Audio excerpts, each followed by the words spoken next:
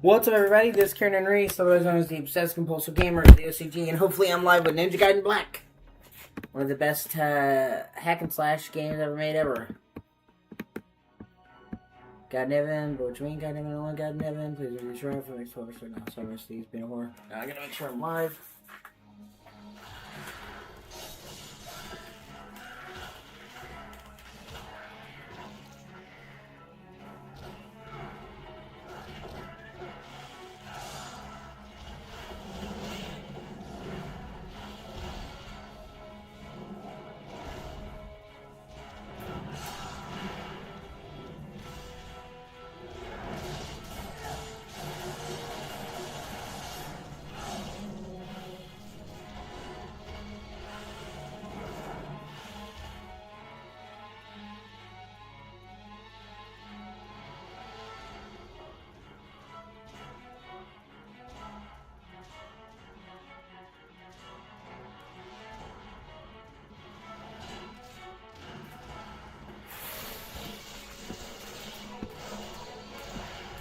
Okay, it's working.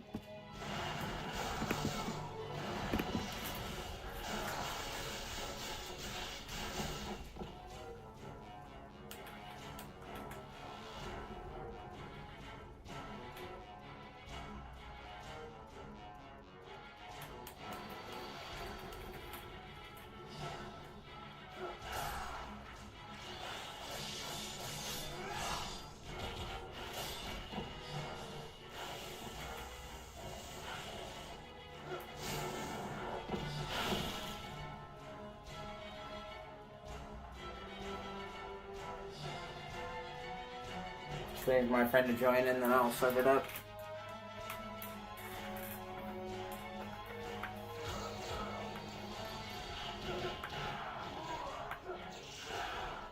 Oh, hey, it's good to see you, Dustin.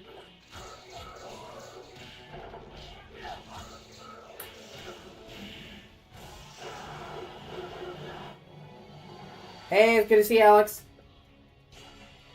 Yeah, so I'm having issues with my hard drive. I have three Seagate 2 terabyte HDDs, and the one I've been using for emulation has had problems because it's the oldest one I've had. I've had it since like 2018, and lately it's been having issues recognizing the drive, and I may have to switch hard drives if I can't fix it, get it to work, which obviously means re-downloading all my ROMs, so I was trying to fix that and get it to work. Just a super old hard drive.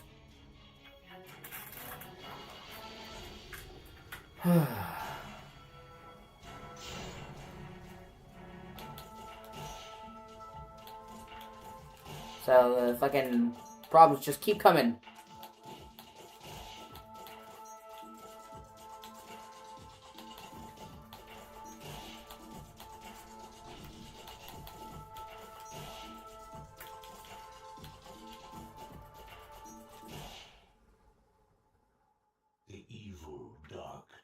This game is so great, though. A legendary sword, said to have been carved out of the bones of a black dragon.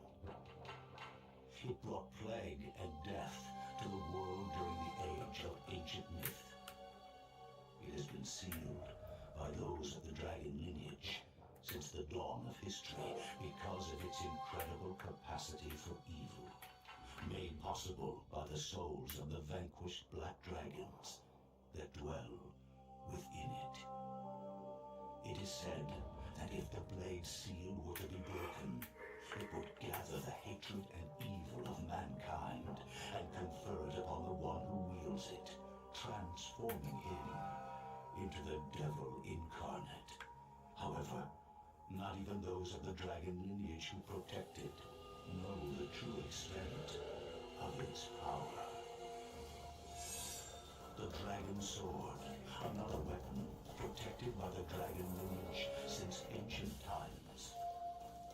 This sword, which is said to have been used by ancient warriors to slay the black dragons, is now handed down from generation to generation in the Hayabusa ninja clan, the modern descendants of the dragon lineage.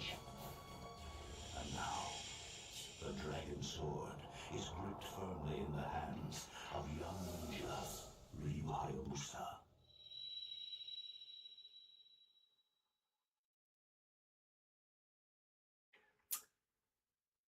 Yeah, see, whenever you first start up Ninja Gaiden Black, you have to deal with this longer load time. Because Ninja Gaiden was one of the games made explicitly for Xbox. And in order to lower, it was actually a kind of a pioneer because it would actually write files on your hard drive, on the original Xbox hard drive, to speed up loading, which is now kind of what all games do. So when you first installed it, you would have to wait for this load screen. But the upside was it had incredibly fast load times back in the day, like lightning quick. Of course, it wouldn't need to do that now, but this is emulating the Xbox version, so it still kind of needs to do that, or it fucks up the emulation, so...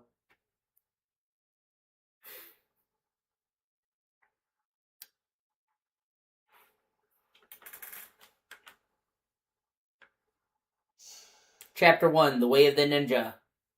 In the mountains of autumn, there is one who walks the path of the ninja.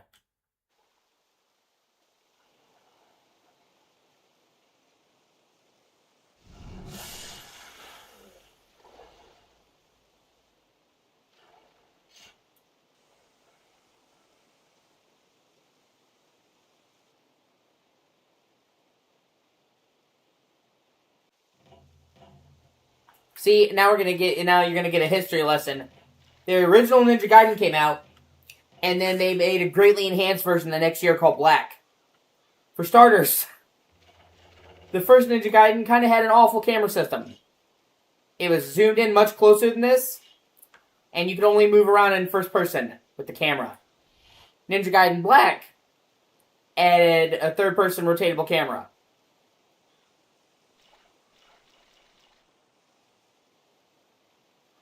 You can't understate the difference that makes. It also added a bunch of weapons, a mission mode with a bunch of extra missions, and it added a bunch of story scenes. Like that scene with him dropping down and killing that dude was not in the original game. In the original game, it just started with you right here looking into the canyon. This ninja had gaping holes in his defenses. He never would have been able to survive in this world anyway.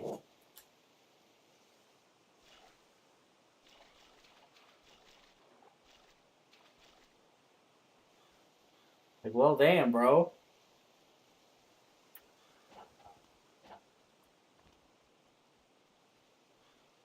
I really do think this is one of the greatest hack and slash games ever made, ever.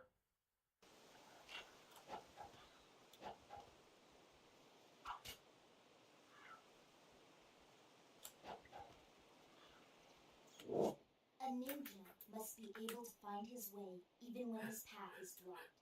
When facing an obstacle, jump towards it and run vertically up its side until you can grab its upper edge. Move to the left or right and climb up or drop down.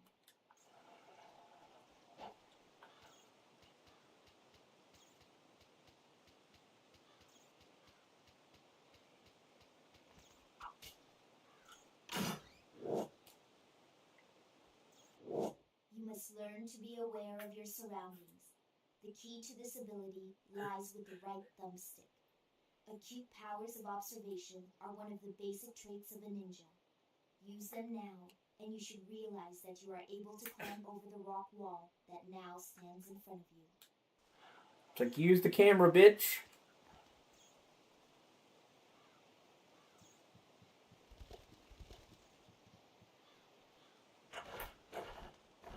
Oh no!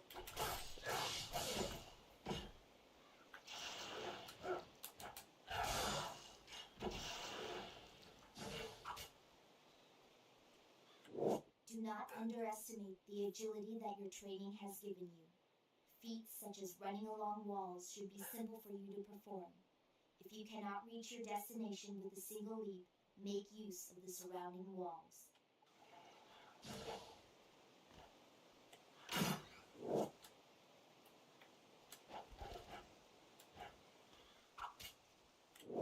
One of your most useful techniques is the Flying bird flip! Jump towards a wall and run up it, then jump off again. This allows you to travel to areas that may first seem unreachable. Repeat the flying bird flip to climb certain shafts and passages.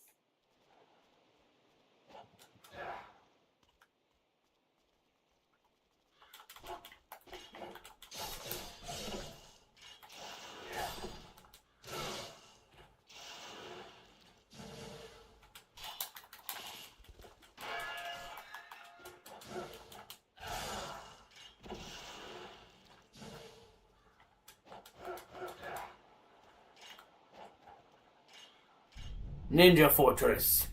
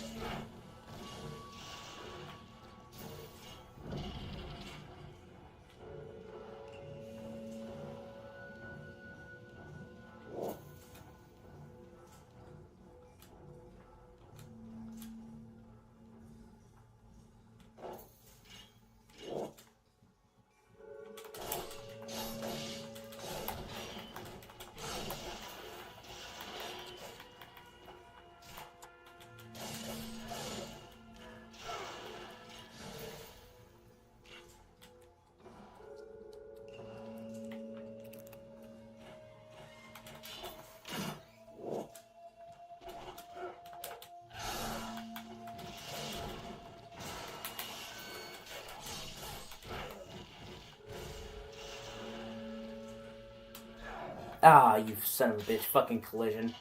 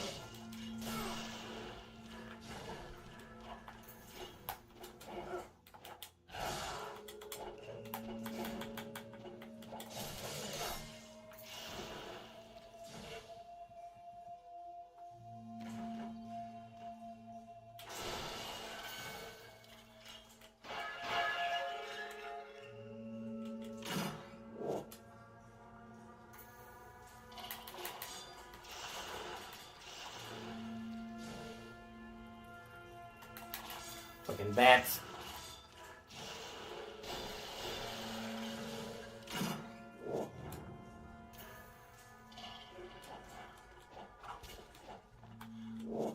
Some ledges or platforms above you can be reached simply by jumping towards them and running straight up.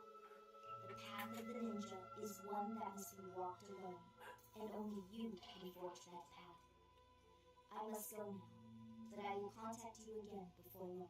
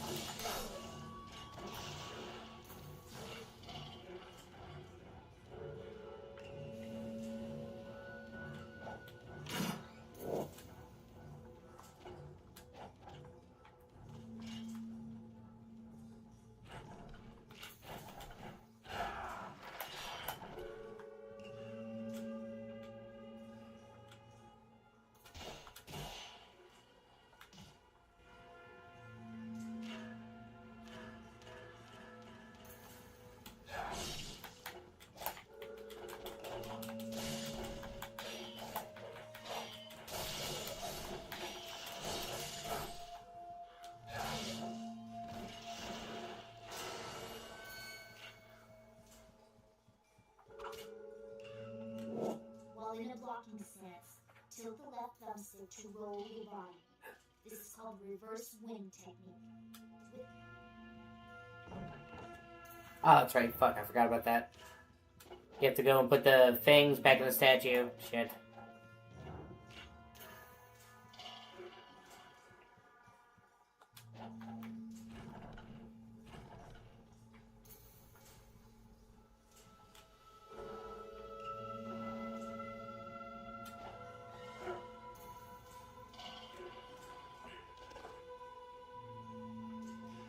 Give me the key!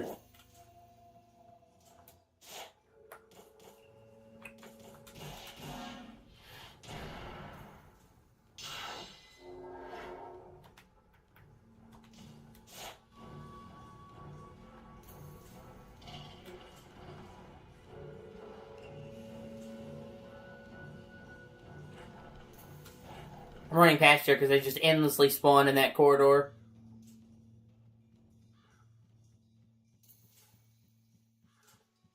There's no real point to just keep facing him all over and over again. I already did.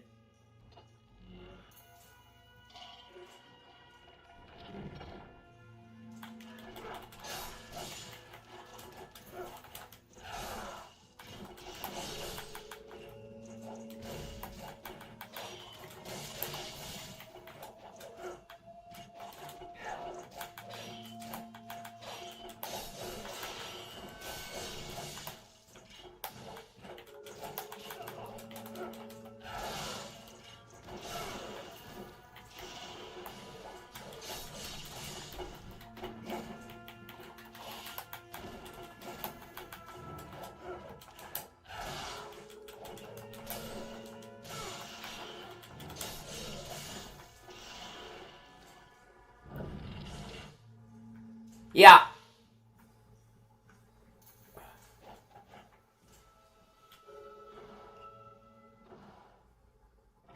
Yep. I see you have made it this far.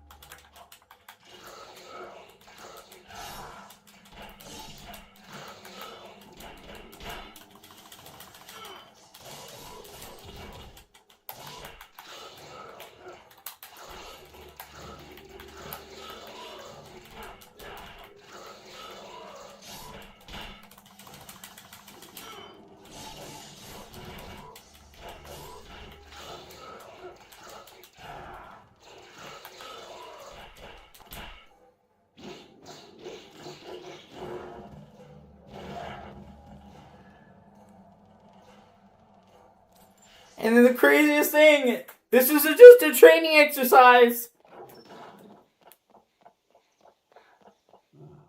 The dragon sword. So your father is still in the sacred wilderness. Yes. He's entrusted me with the sword while he continues his training. He never seems satisfied with the power he wields. One of the best games ever made. Come to understand the pursuit of power. Perhaps beginning with your training here. And what of the sister blade, the dark dragon? Has he left you in charge of protecting it as well?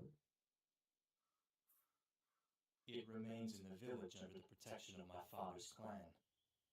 They will ensure that the sword remains untouched. Its dark power sealed. It is a shame that such a sword must go untouched, such power unused. Alas, I'm not of the dragon lineage. The sword is not of my concern.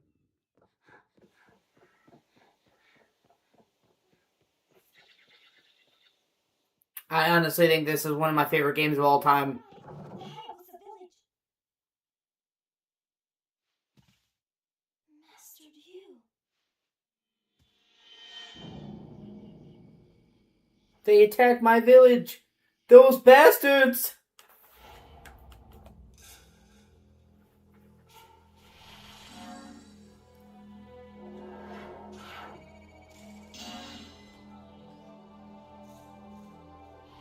That's not a bad rank.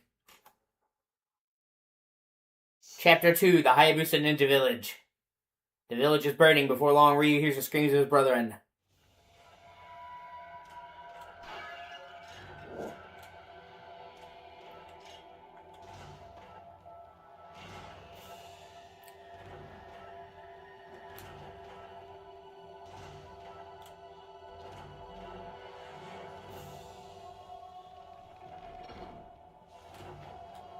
This game has a huge arsenal of weapons.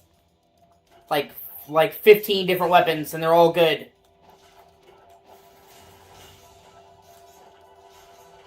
It's kind of got like an almost kind of like Souls-like level design, where you go through a big-ass hub and it kind of loops back around on each other. Not right now, the first couple levels are more linear. It was one of the prettiest looking games on the original Xbox. When this game came out in 2004, this game looked fucking insane. And it ran at a flawless 60 FPS.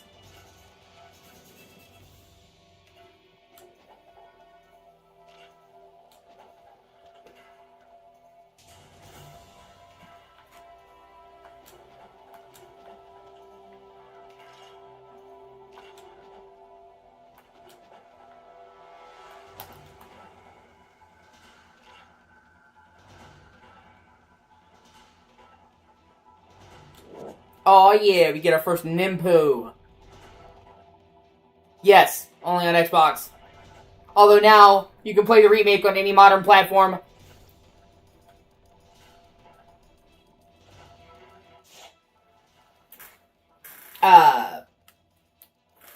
So, they did Ninja Gaiden in 2004. Then they did Ninja Gaiden Black, kind of like a Game of the Year version with a bunch of new content and quality of life tweaks. 2005. That's what I'm playing, Ninja Gaiden Black. But then, in 2007, they remade Ninja Gaiden for PS3. And I mean, totally remade it. And that was Ninja Gaiden Sigma. And they made some changes here and there. Some people like them, some people don't. I like Sigma. I prefer Sigma. But ultimately, it's a, dealer's choice.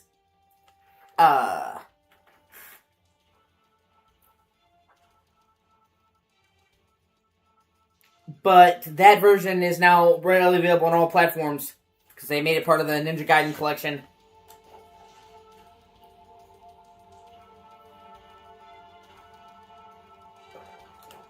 But it had been a while since I played the original. So I said, fuck it. Get some classic original Xbox playing.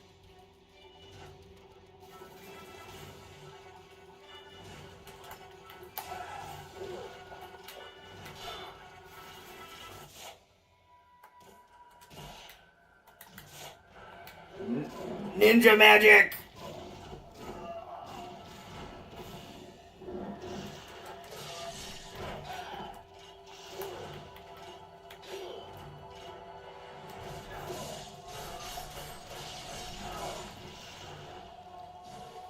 And this is only the start. Like I said, you have yet to see me get to the central hub, where the levels open up more. You've yet to see me start upgrading the weapons. Each of the weapons can be upgraded twice. And it dramatically increases their moveset. So, like, you're not even seeing what this sword can do. I haven't got to the good weapons yet. Well, you'll see. This game's also very long. Shit. Most of the time, hack and slash games like this are kind of short. This game's over 20 hours. For a first playthrough anyway. Obviously, you can go through it much faster. But, I mean, this game's actually pretty fucking long. And it doesn't feel padded out either.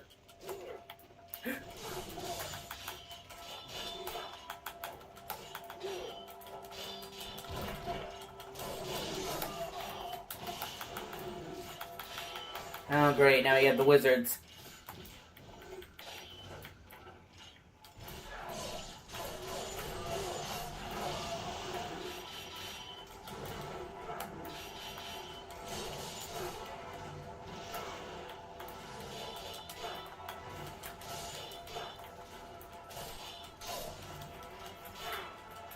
And like I said, when you upgrade a weapon in this game, it like completely changes the moveset in a big way. It's not like, oh, here's a tiny little upgrade. It's like a 9-day difference.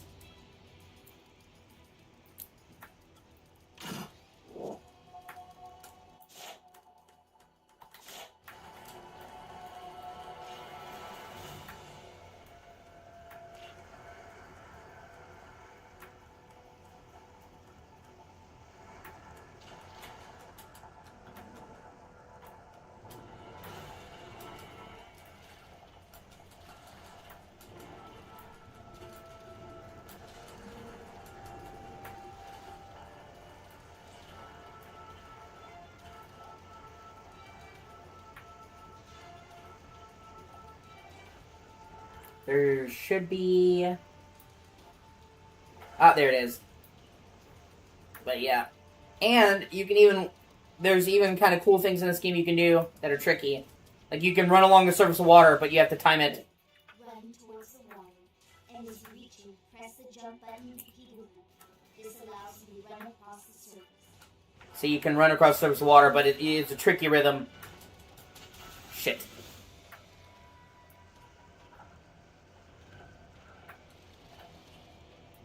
And you have to run along the water and jump to get the chest. Yeah! Give me that loot.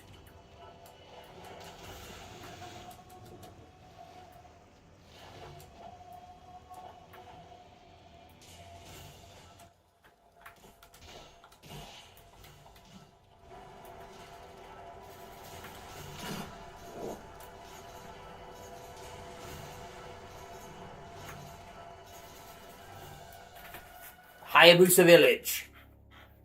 Also, right about here is where you can get one of the best weapons in the game.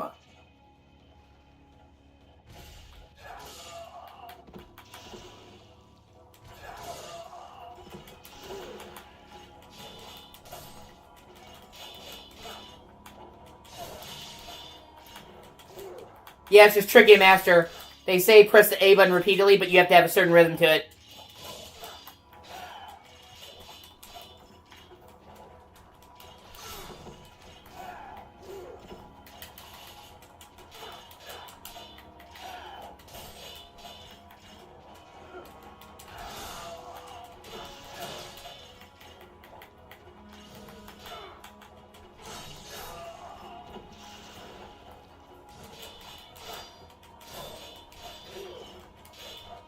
Yeah, gotta go fast.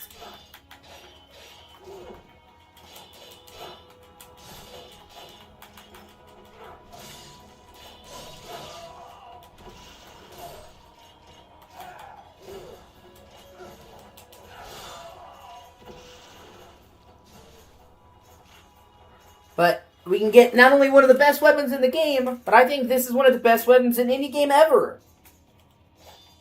Lunar. This staff wasn't even in the original Ninja Gaiden. It was added in a free update. And it became, for mission mode, it became such a popular thing, they made it part of the main game in black. Oh my god, Lunar is the best. And I'm going to show you something that not a lot of people fuck with. There's a head right here. Grab the stone head.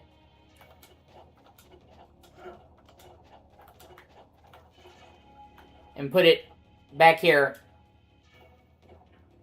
And you get a free upgrade. Most people miss that.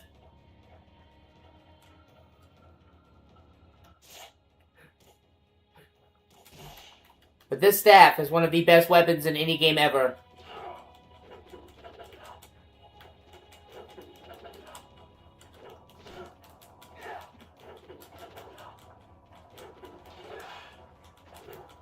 Well, you'll see.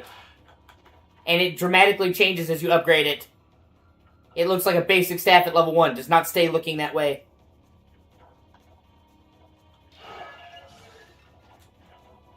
There's another scene that was added. Right here.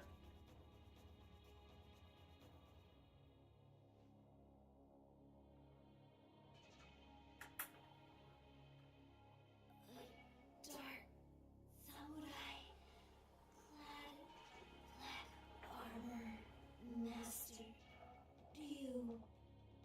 Do not attempt to fight it. When you first start this game, when you first play in the original game, well, that's cool. When you first start this game, Super Mario Galaxy is great. In the original game, you just came into this townhouse right here and got the bow.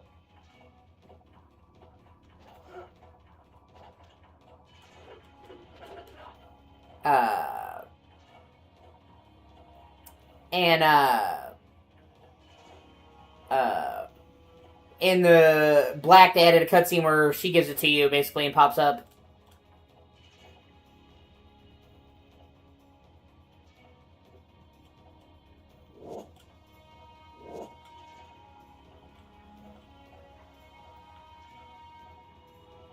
See, in these statues where you upgrade your weapons, but you can't upgrade them yet.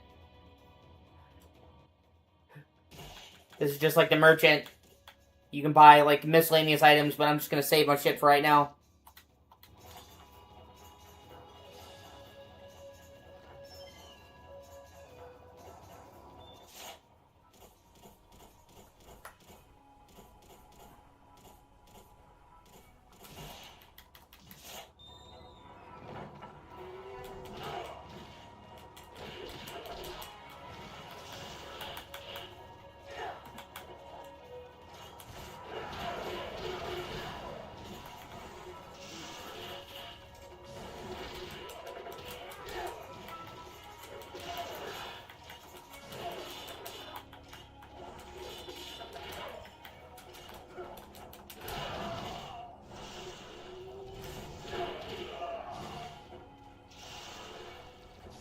Fuck you, ninja. Enemy ninja. All my homies hate enemy ninjas.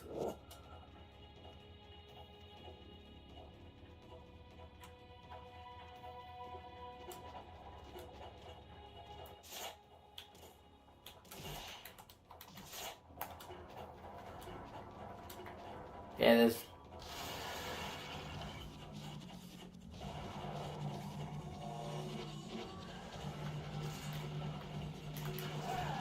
Damn it. Yeah.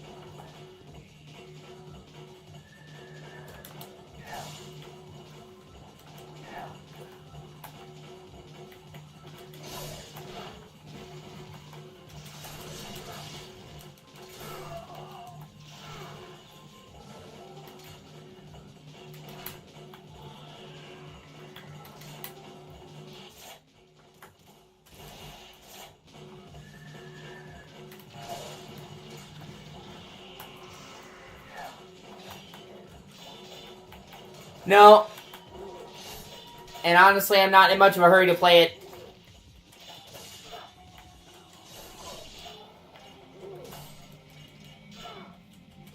It's not really a proper Ninja Gaiden game. It feels like Platinum Games made another Platinum game. And they just so happen to have the Ninja Gaiden name. And you don't play as Ryu. You play some new silver-haired ninja. Who, of course, is like every Platinum Games protagonist ever.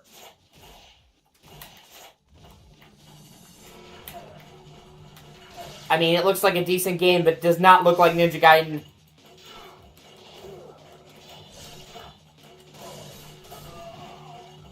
So, I honestly kind of resent it, because it's basically a Ninja Gaiden game in name only, and I don't really fuck with that.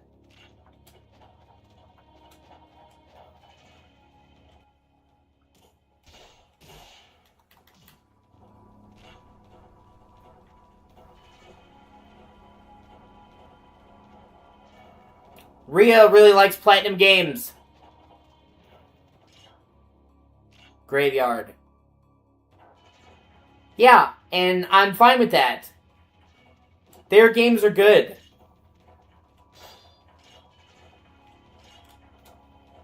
The problem is that I wanted a new Ninja Gaiden. Like this. Not another Platinum Games game. That's what I'm saying. Like, after so many years without a Ninja Gaiden game, I wanted a Ninja Gaiden game that was like, you know, a Ninja Gaiden game.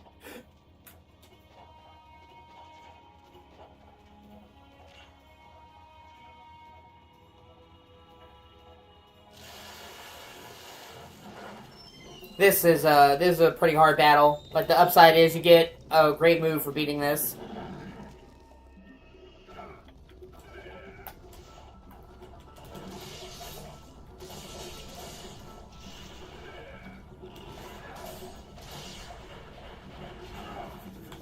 That's what I'm saying. It's a good hack and slash. Okay, I might even say it's a great hack and slash. And honestly, Platinum Games pretty much always makes good games. But I didn't want a Platinum Games game. I wanted a new Ninja Gaiden. And like I said, it's almost completely untied to the story. The other games, you're playing a new character. It has a different vibe, different aesthetic. It's basically a Ninja Gaiden game in name only. So I kind of don't care, honestly. I wanted more of this. That's what I was desperately waiting for.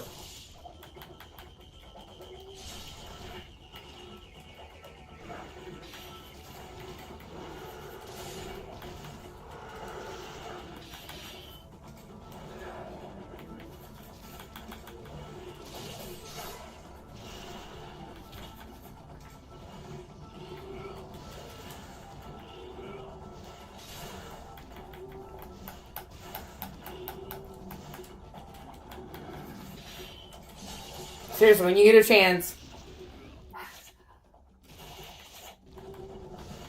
watch some actual, like, gameplay footage of Ninja Gaiden 4. Yeah, I mean, sure, that's fine.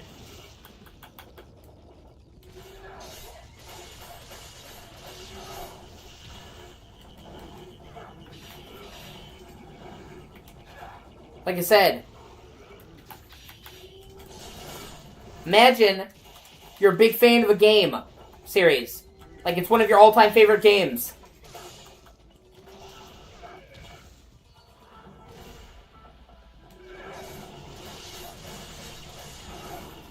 Yeah, they did, yeah.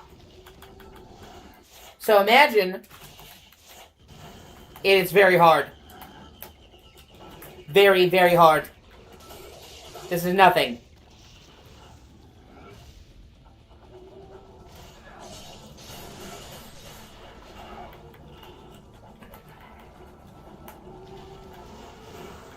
But the whole point I'm saying is, imagine you're a huge fan of a game series. It's one of your all-time favorite games. This is literally Ninja Gaiden. Black or Sigma is in my top 20 games of all time ever. I honestly would say this is probably my favorite hack and slash game of all time ever. I like this more than DMC. Like, I fucking love Ninja Gaiden. Okay? So imagine you wait like 15 years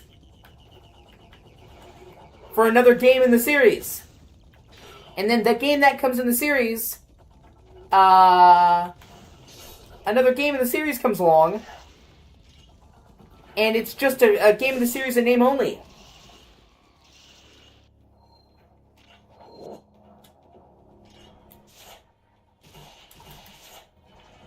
It's, you know, I mean, it looks good. Ninja Gaiden 4 looks good. And it is just as hard as Dark Souls in its own way. Different kind of difficulty, but yeah. But, you know, Ninja Gaiden 4 looks good. Platinum Games doesn't make bad games. It looks like a great hack and slash, but not a good Ninja Gaiden game. It's like I said, it's basically like Platinum Games just made another Platinum game with the license and a new main character. Okay? And honestly, I also kind of rejected on the principle of stop replacing fucking main game characters in a game known for having certain characters. Okay?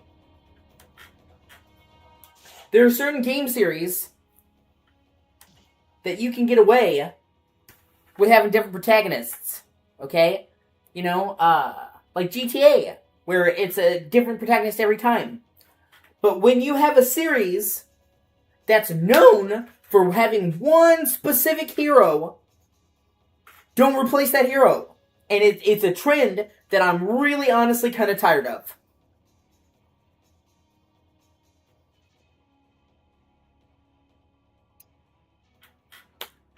You know, I want to play the hero that the series built around. I don't want to play some new fucking hero, you know, and 99% of the time, 99% of the time,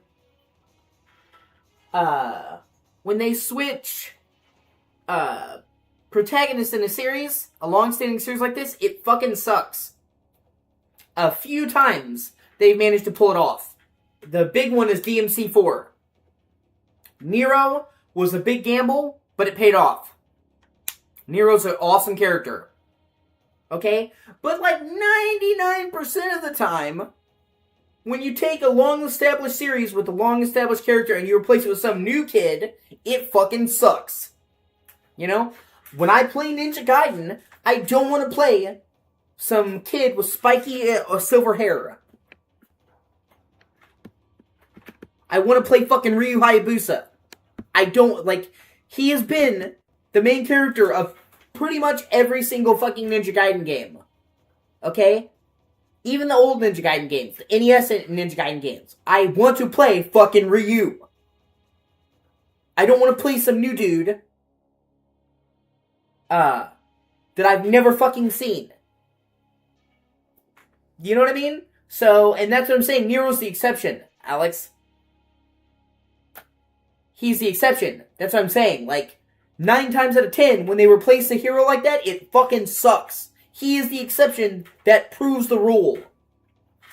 So, I hate the fact that it's like a Ninja Gaiden game in name only, and I hate the fact that you're not playing fucking Ryu. So, like, it looks good, but I can't muster the enthusiasm for it. It's not what I wanted, and I respect that, but I'm saying I'm not interested in it. If you are, good, you know, good for you.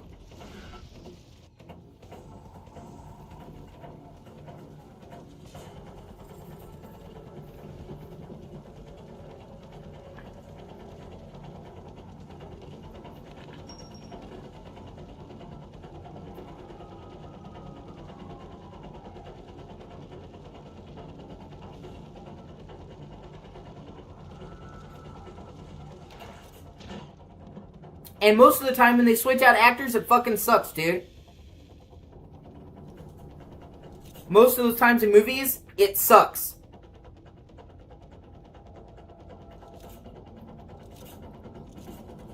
And I'm not even talking about different actors, dude. I'm talking about it's the same character under all. Even, let's say you switch. Let's say you switch characters. or actors due to whatever, okay? It's still the same character underneath.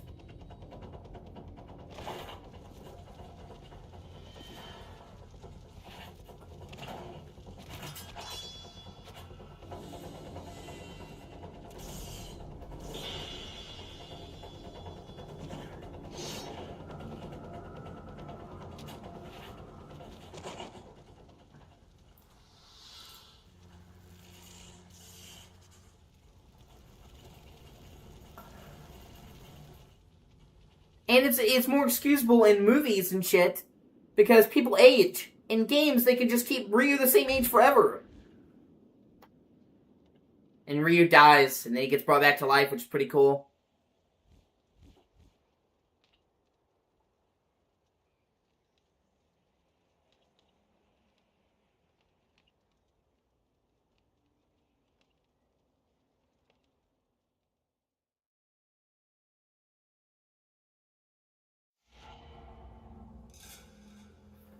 That's what I'm saying, like, okay, like, in movies, people age out of the role.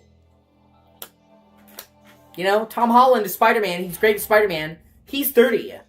He's gonna be 30 this year. He's almost exactly the same age as me. I think our birthday's like 2 or 3 days apart. So eventually they're gonna have a different Spider-Man actor. He can't, you know, he's not gonna be 50 years old playing Spider-Man. Same with Tobey Maguire. He had to move on.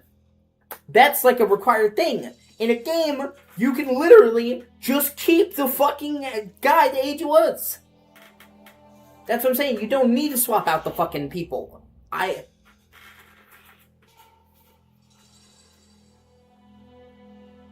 It's not the character, dude. It's not the type of game that I wanted.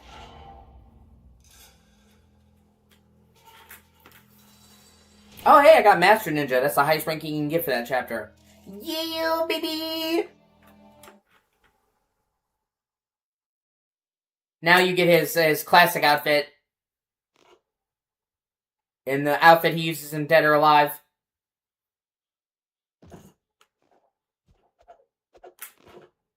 And you get a suit-up scene. My network of ninja have uncovered the reason for the attack. The samurai who burned the village was Doku. Goku. One of the greater fiends of the Vigor Empire. It appears as though the Vigor Emperor seeks the power of the Dark Dragon Blade.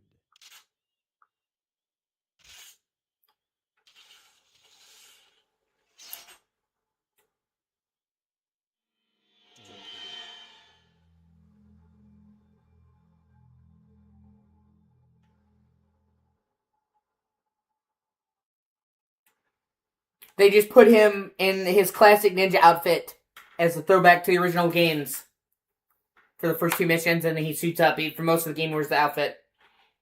And also, another thing, dude. I have limited money, okay? My PS5 controller is fucked.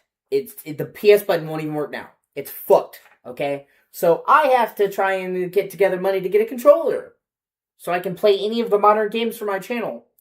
Or any of my PlayStation games. Money is really tight. I'm not gonna spend $50, $60 if it's on sale, and $70 if it's not on a game. I'm like, eh. You know what I mean? Like, it looks good. If I had disposable income, yeah, but like when money is like really tight and I have to pinch my pennies for every new game release that comes out, I'm not gonna get something that I'm just kind of about.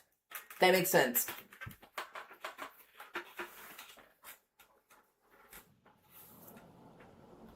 The Holy Vigor Empire, a strange dictatorship failed in secrecy. Its exclusionist foreign policy makes for very few ways to enter the country. One of the only remaining routes is by airship to the capital city of Taiwan.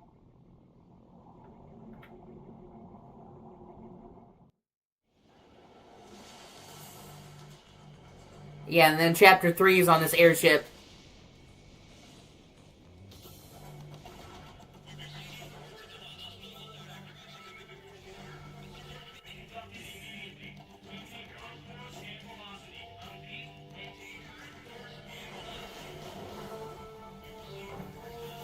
And it had a problem with the right stick for a long time. And it got worse and worse and worse, and then the PlayStation button stopped working. I don't know why. They're almost in the same area, so I think it's part of the wiring.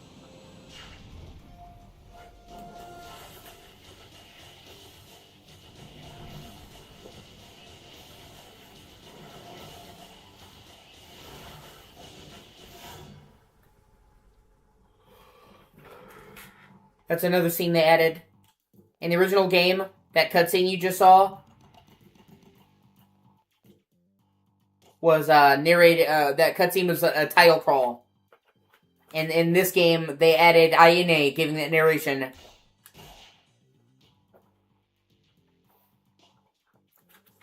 So, the controller had problems for a while. Yeah, right stick drifted. And it got worse and worse and worse and worse and worse and worse. And then, the PS button stopped working. So, it's functionally fucking useless. I've got to get a new controller now. I could maybe make do with the right stick working, but it's just virtually impossible to play anything without the PlayStation button working. And like I said, the fact that they wouldn't work, and they're both right there, makes me think it was a wiring issue. Because the right stick and the button are right there, the wires are tangled. So, it might have been a graver than a right stick issue. It could have been actual, like, a wiring thing. Who knows? But, yeah, it's fucked. So, I've got to somehow come up with $80, basically, for tax to fucking get a new controller if I want to play anything on my PS5, so that's fantastic. And then, also, my hard drive is having an issue, so yeah, you saw the controller go kaput. Yeah, I forgot about that. Sorry, I was explaining to Dustin. Yeah, you saw that happen in real time. PS button was working, then I went to press it, didn't. Nope, and I sat there and fucked with it, couldn't get it to work, so. And now my hard drive's having issues. Being recognized, I've had it for 8 years, 9 years, it's went through a lot of trauma, so, that sucks.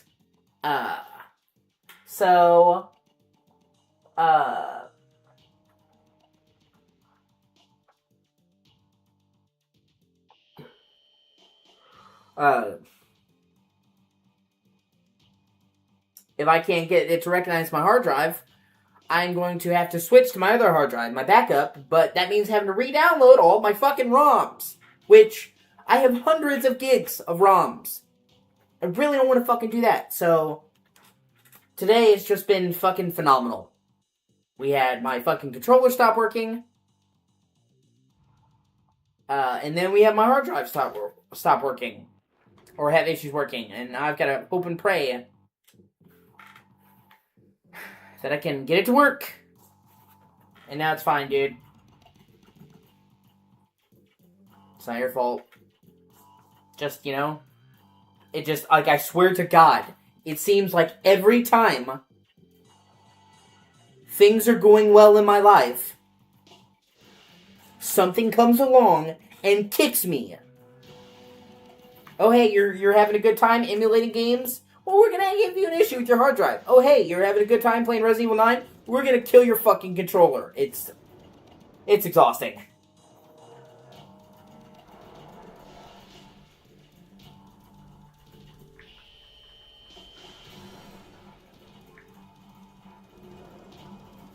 And this is also when the game's main collectible comes in. There's gold scarabs.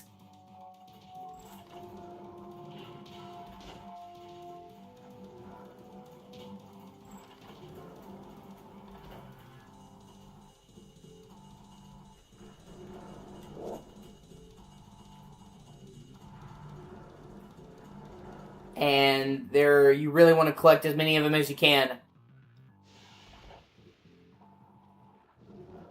All of them, preferably. You get some really good rewards for getting them. And that's another thing I really like about this game. They deliberately made it have,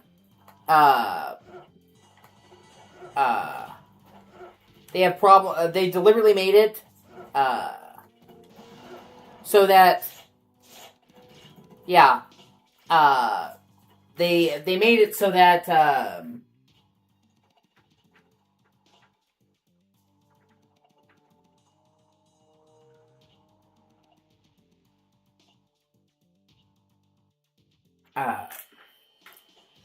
They made it so the game has a ton of different variety type. The game has a ton of different environment types.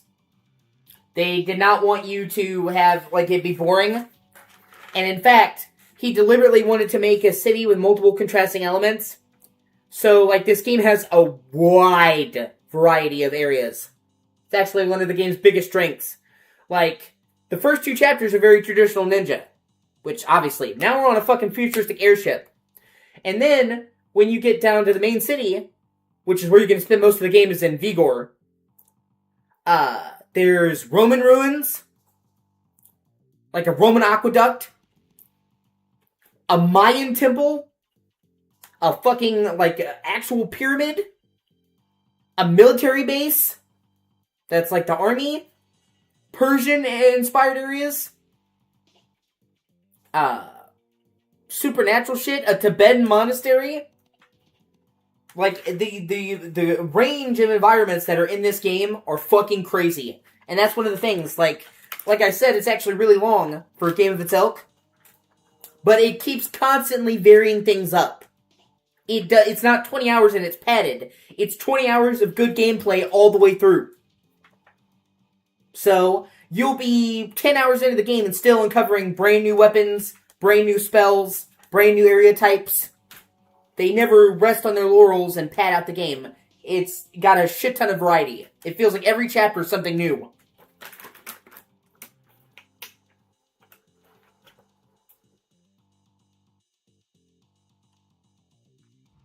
God in heaven, by which I mean God in heaven and only God in heaven, I could sing for anyone else. God in Jesus, doing 4 favors. 1, please forgive me for doing sins and deals. With strength, please and do sin deals. And makes him drink and for dead man. 2, let me do sword from the source. So now 3. Sorry, mate. My anxiety's being a whore. Like I said, I'm just tired. And then please give me the new. And then please give me the new. And then please give me the new.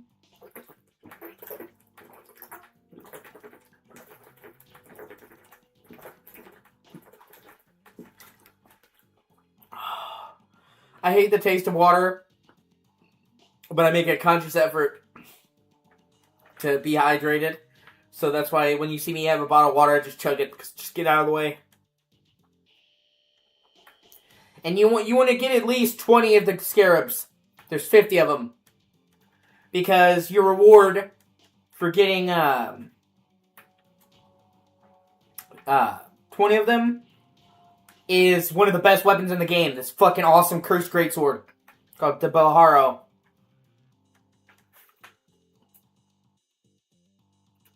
But you actually get a lot of stuff from doing it.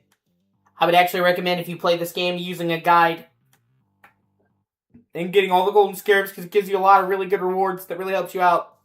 So I will say that's another thing. The collectibles aren't just like little tiny shit things. That's funny. No, my God, never give me the new. God, never give me the new. Never give me the new. Oh, fuck. And also, you have to be really careful here because this airship is only in chapter 3. You don't come back to this airship, so you kind of. A lot of the areas in this game, when you get to the main city, you can revisit. Not so for the airship, so you want to make sure to get all the airship scarabs when you come here. You must strengthen your weapon. Awaken its inner power to a greater level, and you will be able to perform devastating new techniques.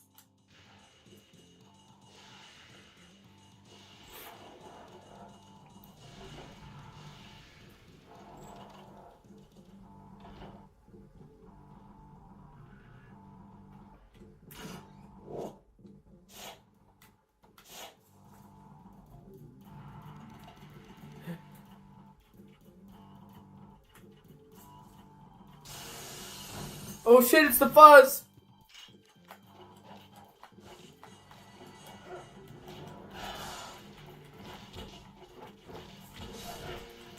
And also now you can see me use the parry. The parry in this game is your best friend.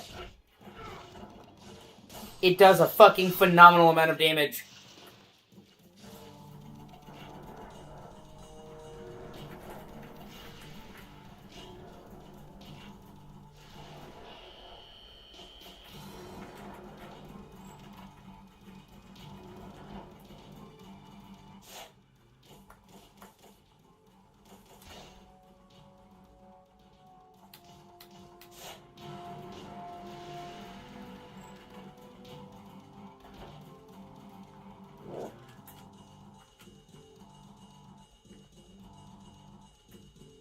That's what I love about this game.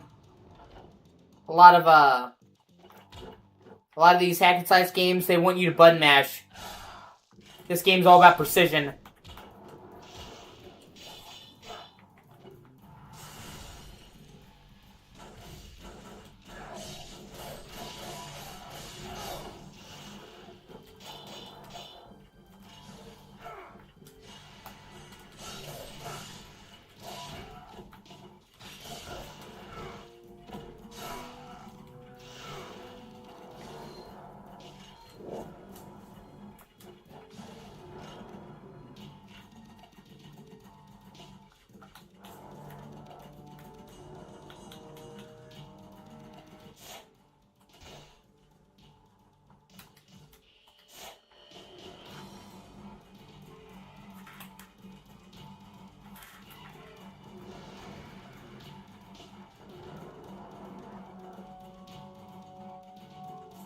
That would be even more of my advice to you. When you play this game, learn to parry.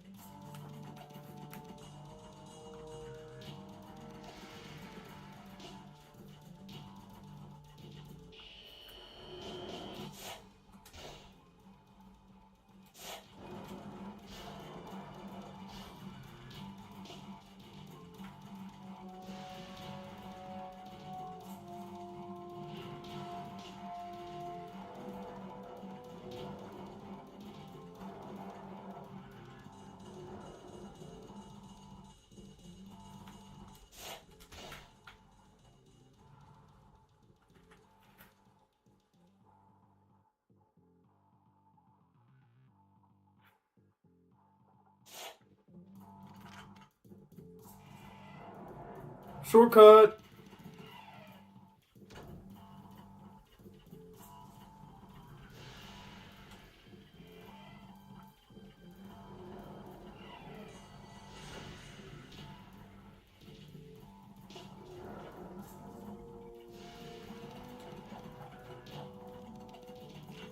Never mind. Okay, I'm on the right track, just making sure. And like I said, you haven't even got to see the cool parts of the combat. Like I said, when you get the weapons, you upgrade the weapons, it's a night and day difference.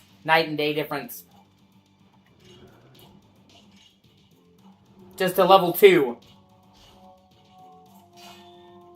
Like I said, when you actually get to see me upgrade the sword to level 2, it's like, oh my god, like, not only do you get new combos, but the combos you already have get way more elaborate. You'll see.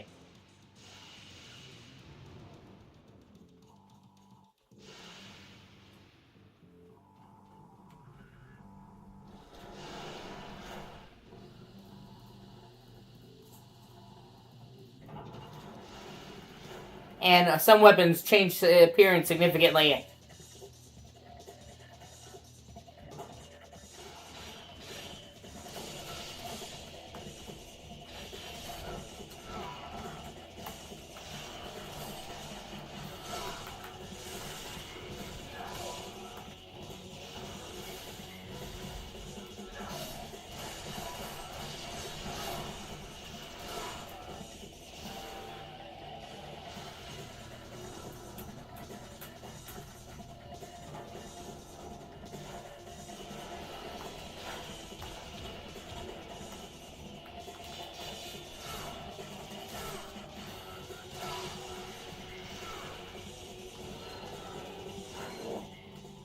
Aw, sweet ID card, baby.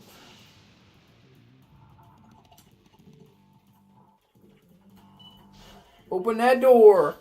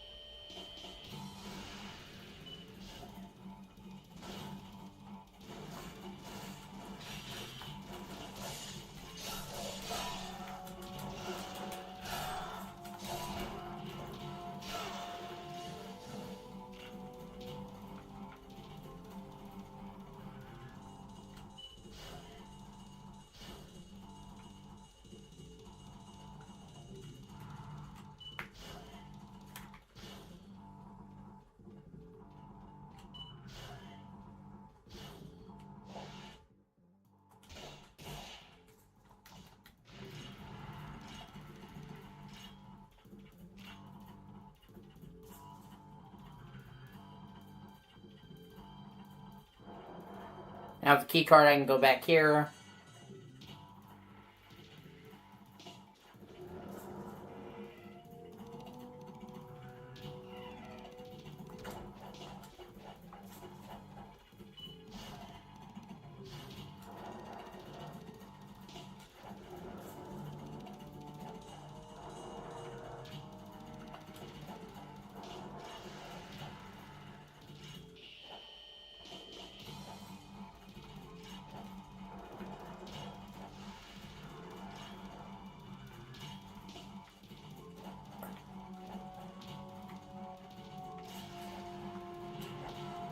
You know, it's get really fancy with the parkour in this game.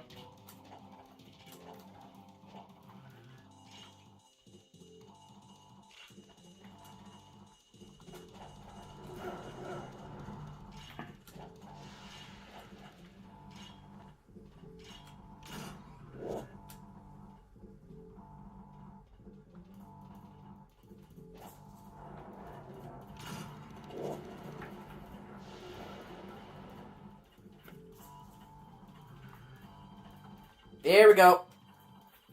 Some of these are really heading.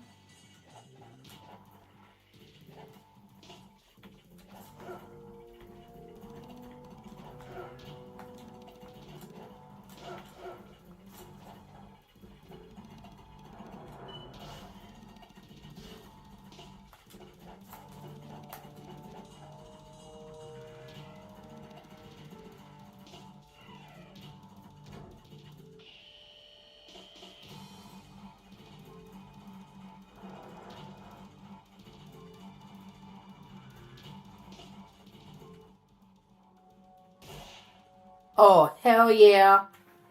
I can upgrade the sword. Level 2.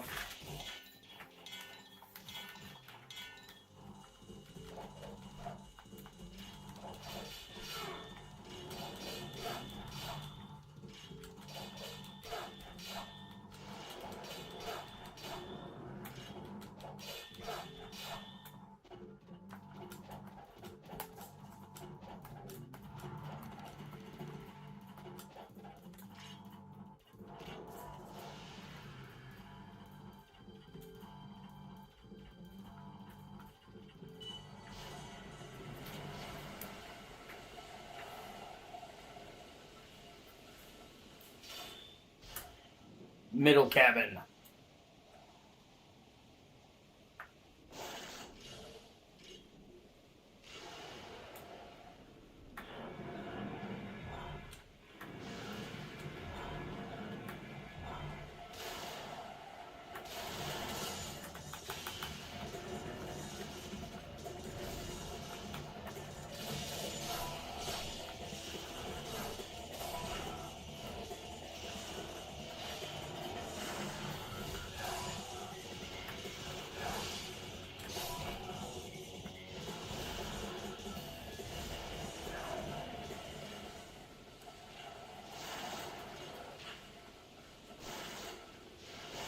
Yeah, you get a running dash attack at level 2. I forgot about that.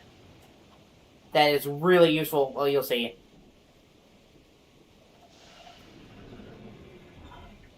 Crank that bitch!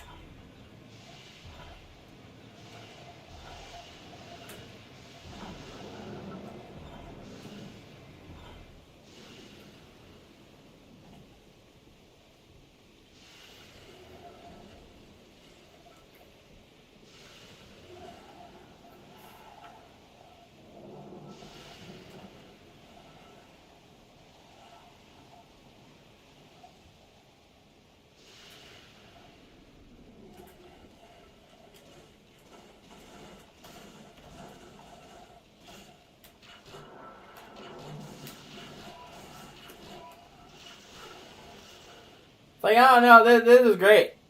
This is great.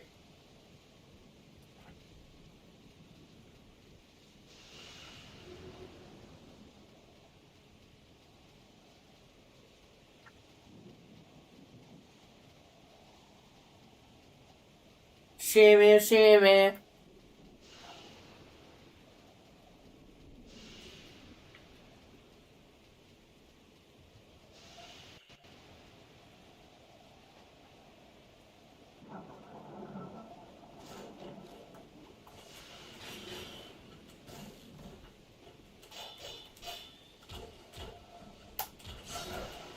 Ah!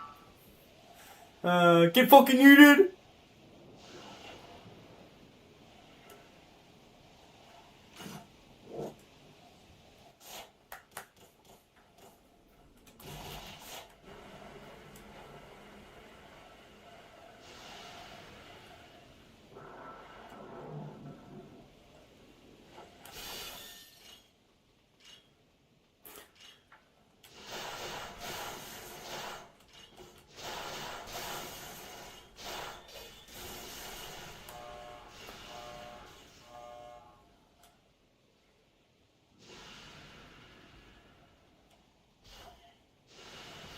You don't understand me. This plane is going down.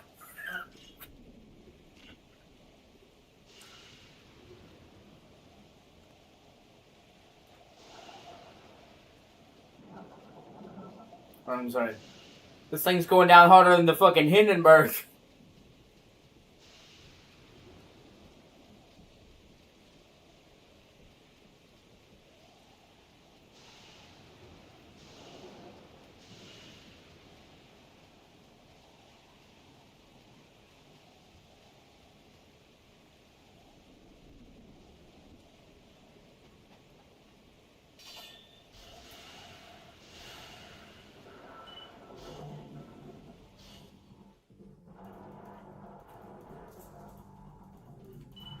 Yeah, I've already been this way, just making sure.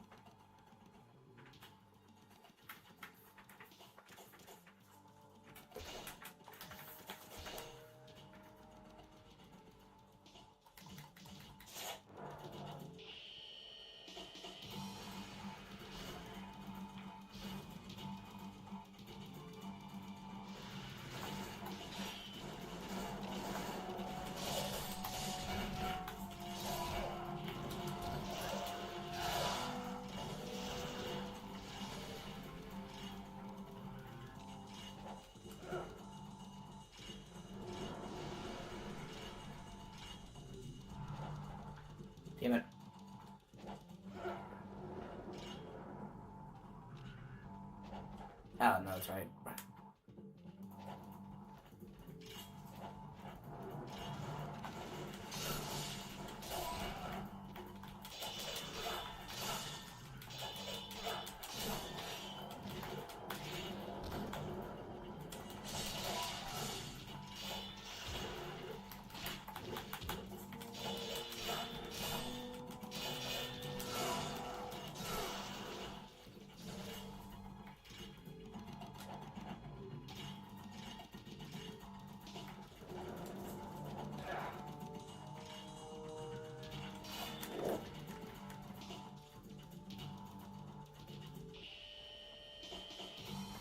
Okay, that's all the scarabs here in this chapter.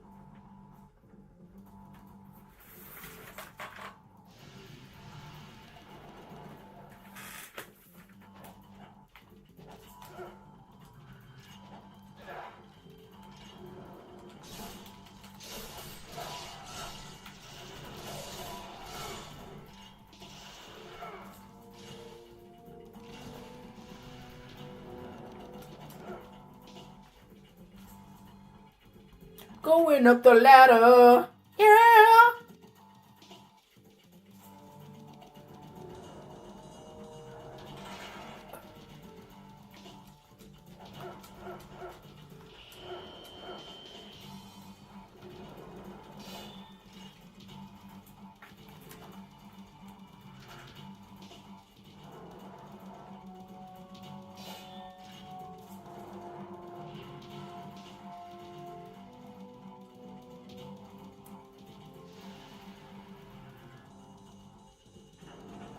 And now we get the big boss fight. Giant robot cyborg dude.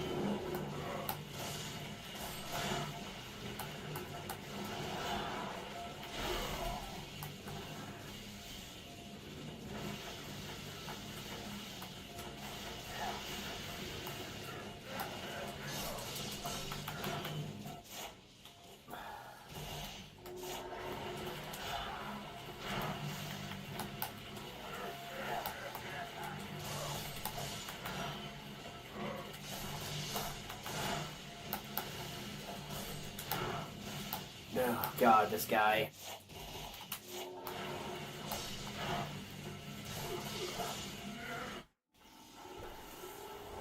Woo! Get fucked!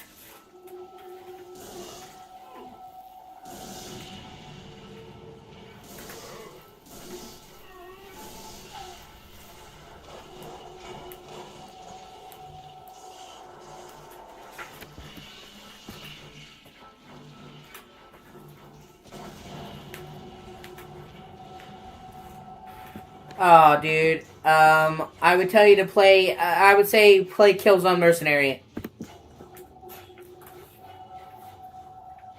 Blip's going down. Going down. Oh no. Oh shit. Oh fuck. Oh god.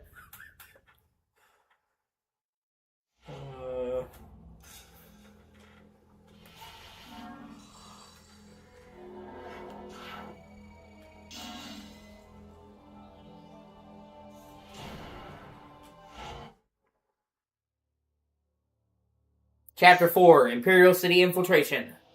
Ryu's escaped from the crash of the airship. Spread up form was the city of Tyron, capital of the Igor Empire. And yeah, now, Now is when we get to the city we're going to spend 90% of the game in.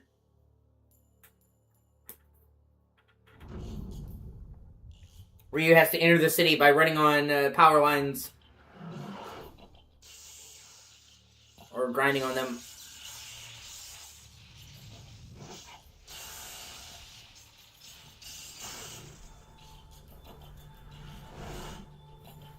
Maximum ore farming.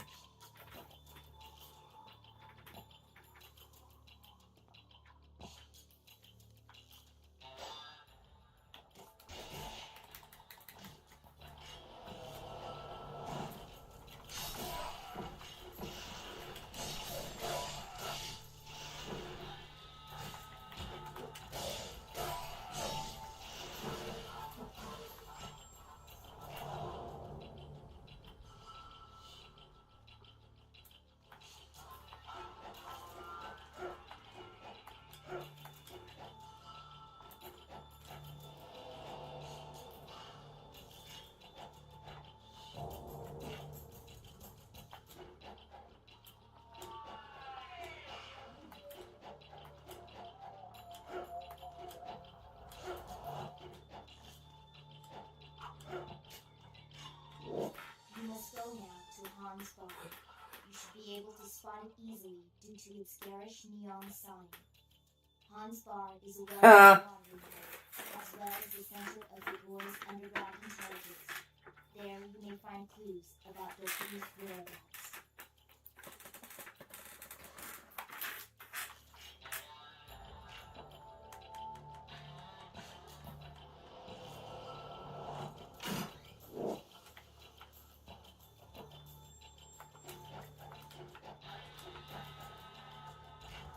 See, this initial city district has a very kind of Persian vibe to it. On purpose.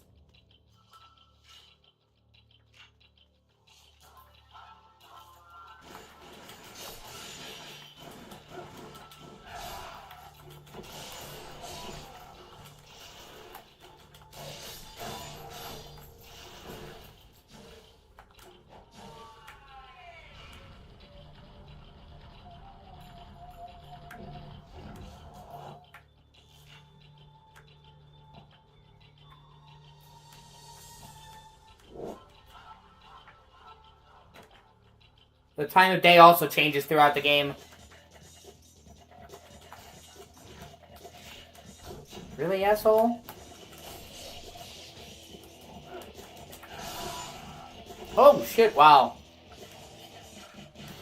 Oh, that legs are pretty sick.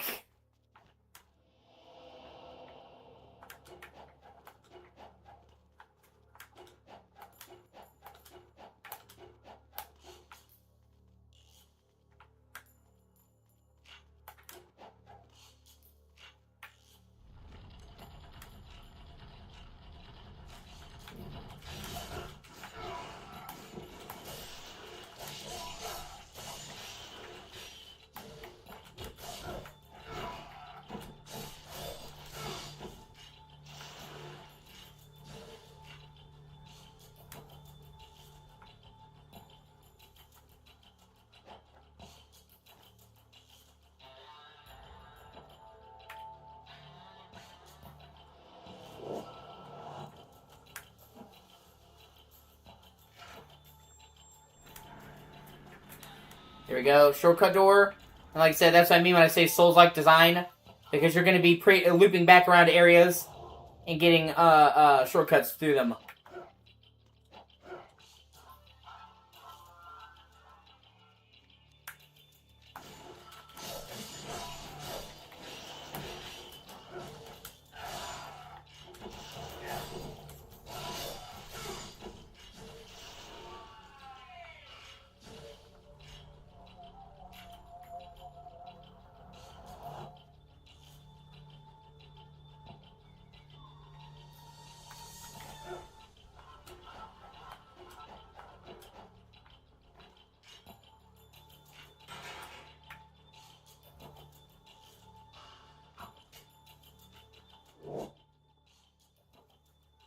When in doubt, look to the color blue for the path.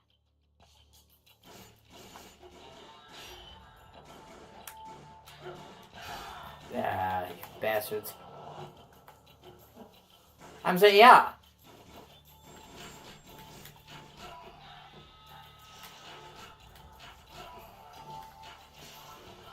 I still think it's fucking incredible now, honestly. Shimmy, shimmy.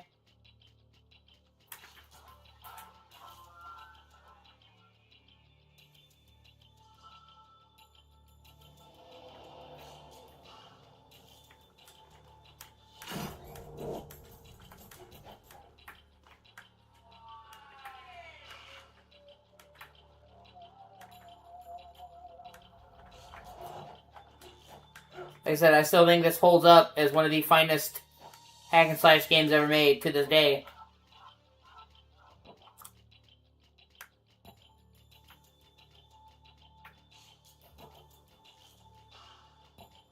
Yeah. That's what I'm saying. And the combat in God of War, as much as I love the classic God of War games, mechanically, the combat doesn't hold a candle to this. Or even really DMC. That's what I'm saying. Like, I would actually say that in the classic God of War games, the combat's actually pretty shallow compared to DMC, Ninja Gaiden. It's more about the story and the spectacle.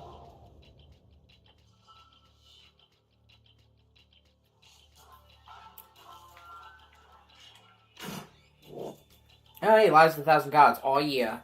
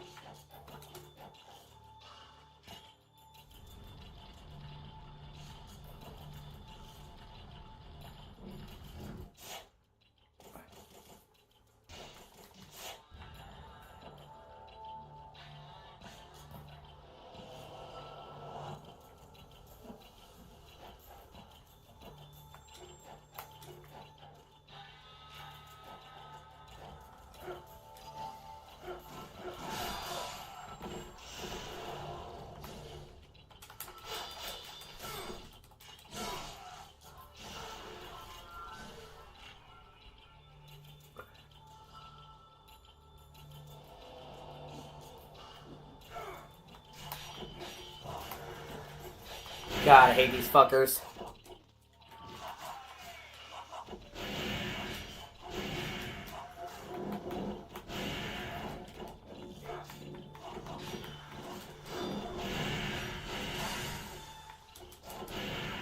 Oh, God.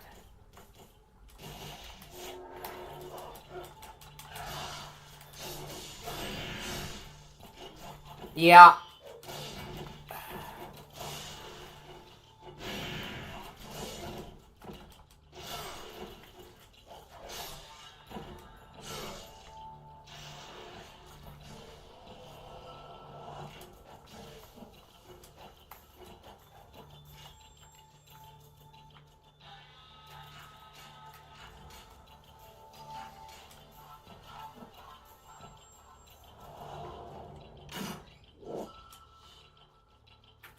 One second.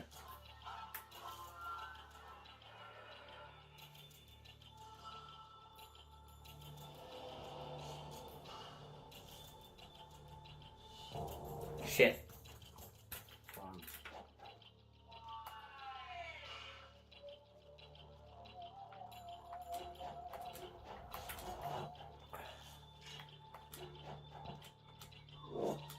Yeah, the Nunchaku. And the Nunchaku are okay. You get an upgraded version of them, the Vigorian Flail. I don't really use the Nunchaku that much.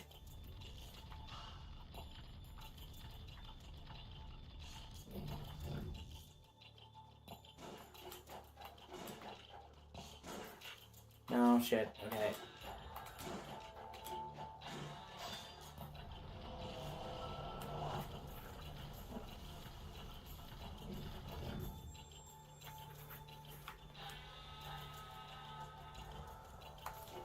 This is actually where you get to meet... Oh, hold on. This is actually where you get to meet, the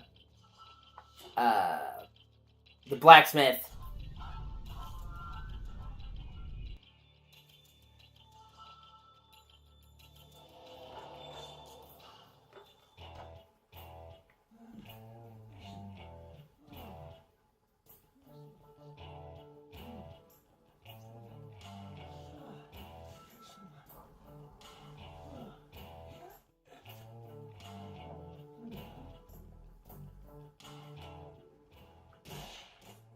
And now you can upgrade Lunar.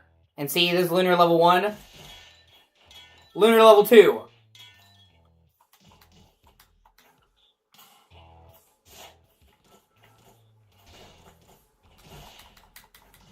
It looks totally different now.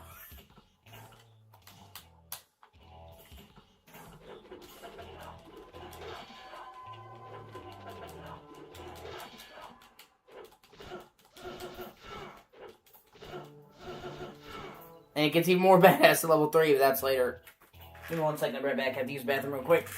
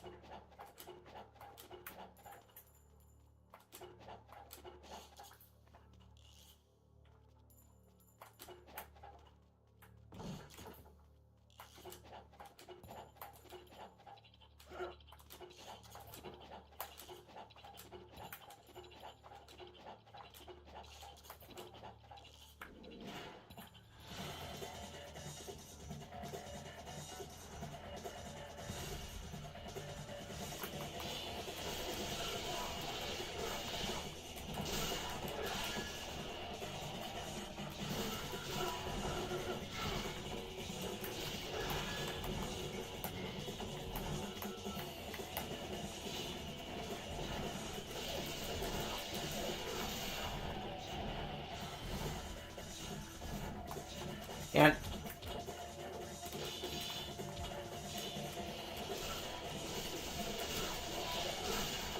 And now you can start to see why I'm so fond of this.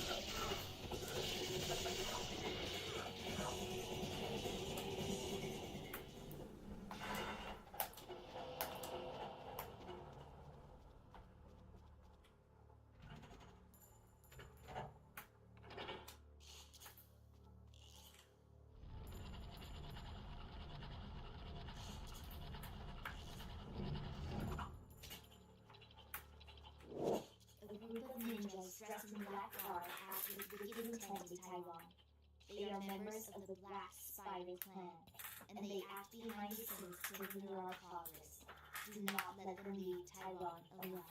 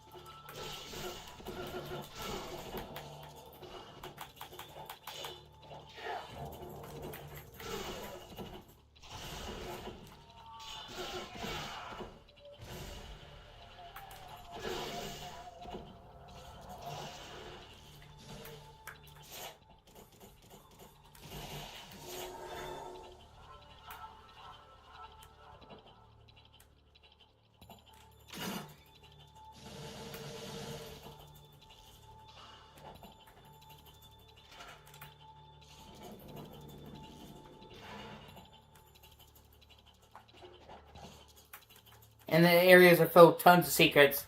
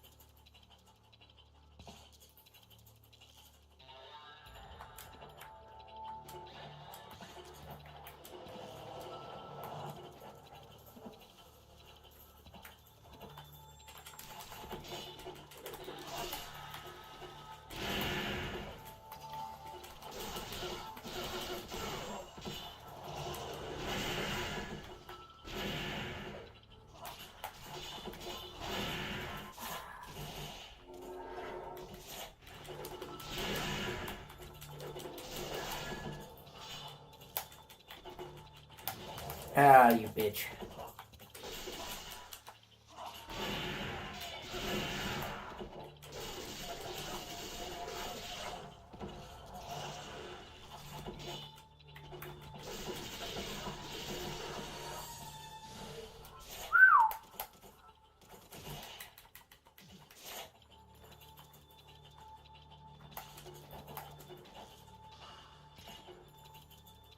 You can't go this way yet.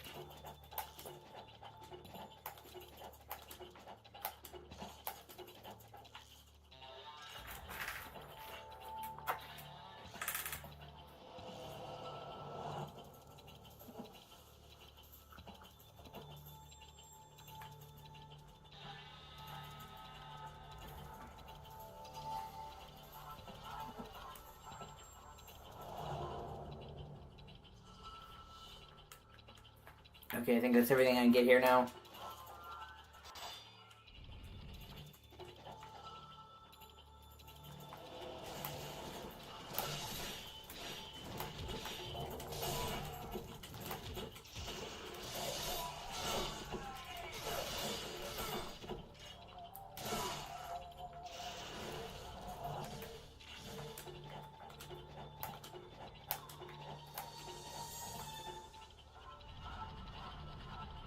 Now I can access the plaza. That's why I loop back around and unlock that gate. Pleasure Street. Giggity! Hans Bar. Yeah, see, this is just kind of stupid. This is one of the things they remove in the remake.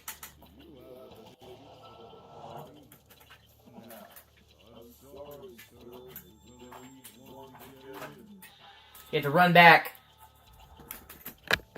to Hans Bar and get the ticket. It's not a big deal, but it's just like kind of padding, and they removed that in Sigma. A true ninja must always.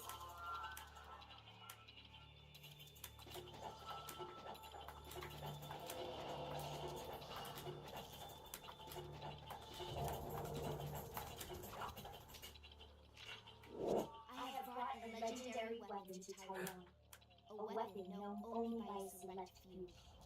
I have hidden it in the dark void, in a location where only a ninja will be able to reach it. I suggest that you find it and release it.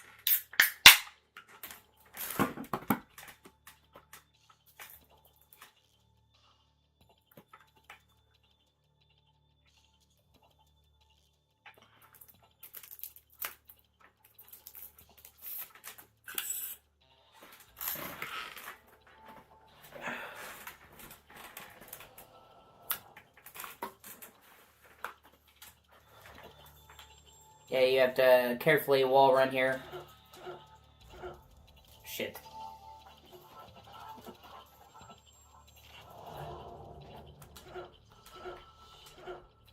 Ah.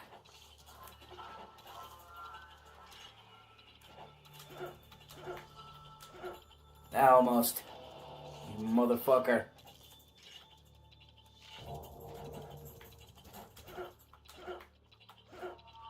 And you find a giant Xbox symbol. Of course, they removed this in Sigma. But it was funny. And it heals you. So it's like you're healed by Xbox, and then you get the windmill shuriken, which is actually really great.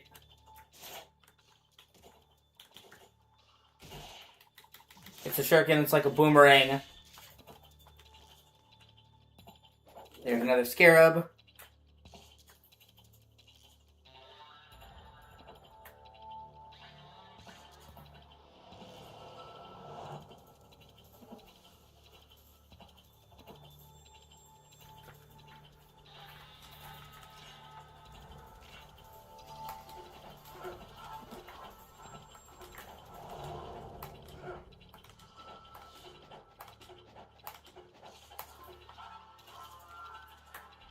Healed by the effervescent power of the Xbox. Woo!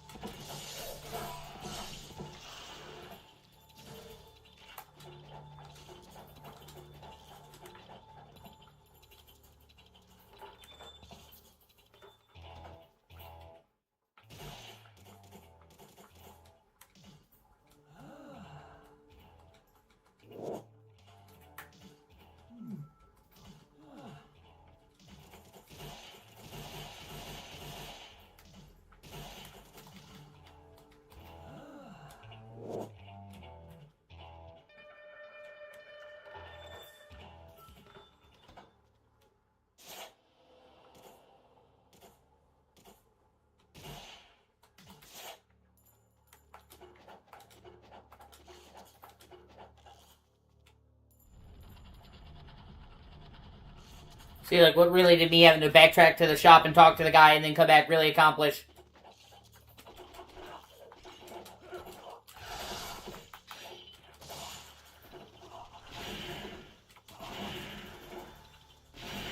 Oh my god.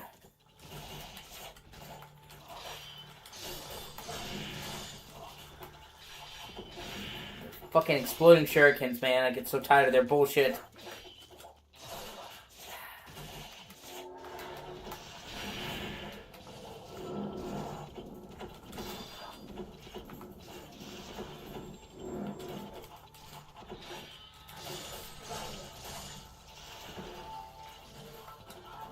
Oh, thank God. Now you get to see one of the main reasons you're going to want to play this game, Alex. Well, you're about to see it.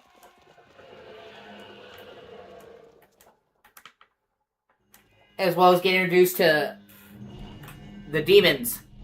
The fiends. Oh, there's Rachel. Big old booby blonde bombshell.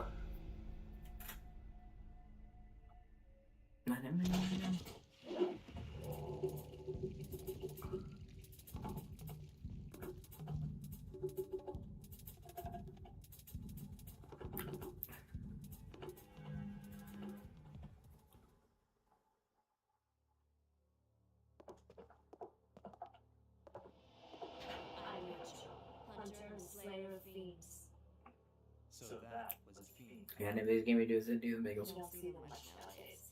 It's hard to believe they were ever human, isn't it? Human? Anyone with susceptibility to the curse, whether they are a saint or a sinner, can succumb to it and become a demon. So what does that make you? Complex. And you? I'm Ah. greater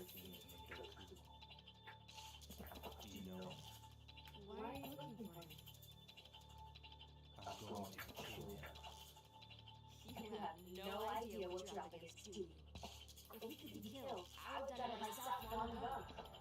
He was the one to use such a weapon.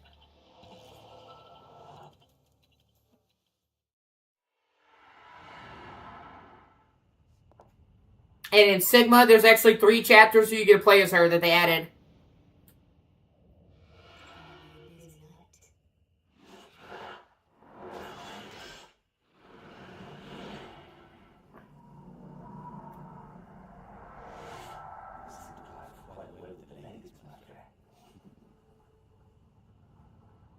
Don't mind me, I'm just passing by. By the way, good luck with that Doku guy. Sounds like you're going to bleed it. Oh, and I know Rachel quite well. She'll be just fine.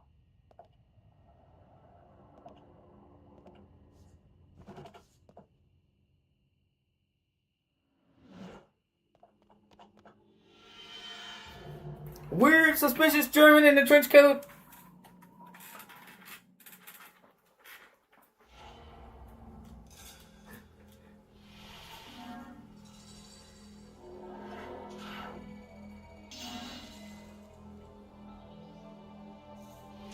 And the dog, hey, fuck you.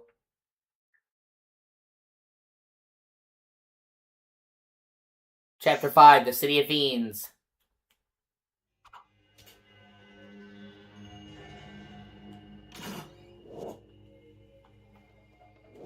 If you wish to follow Doku,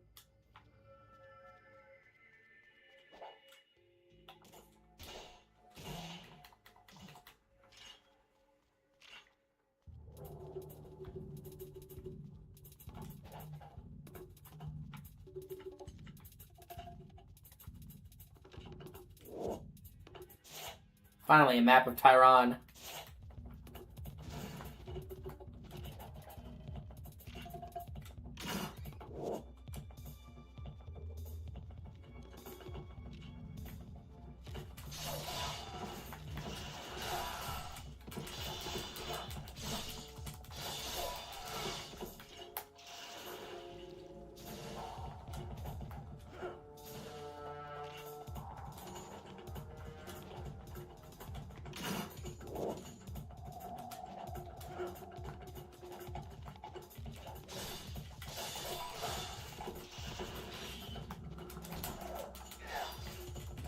Ah, you bitch.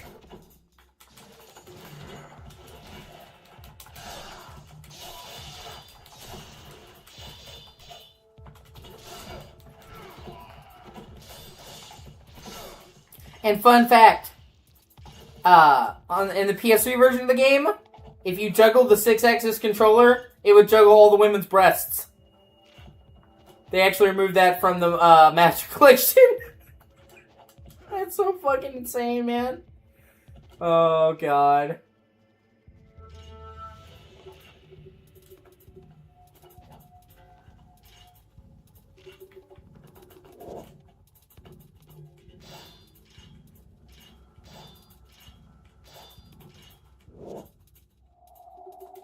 Okay.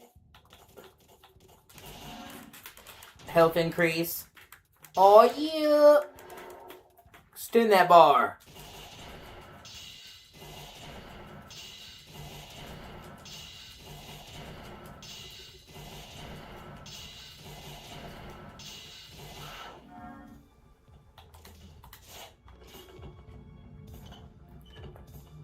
Yeah, it's something, man.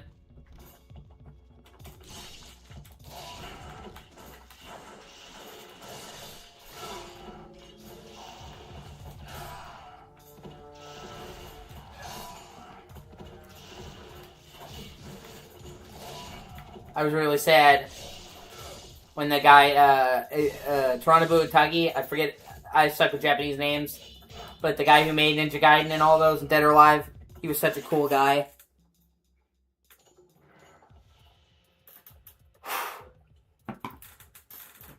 Really, it was sad when he died. He was a character, there will never be anybody like him.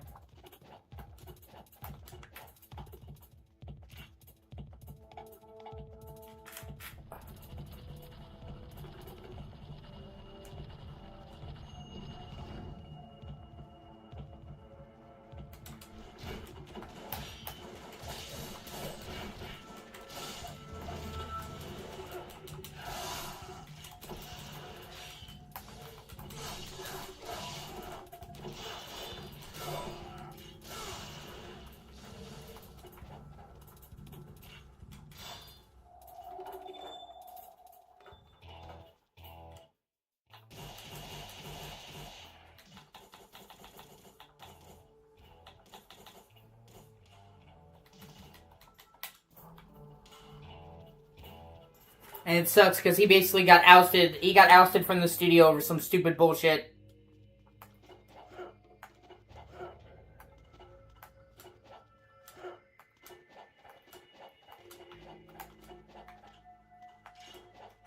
He basically got removed after Ninja Gaiden 2 because he was having an affair with one of the women he worked with.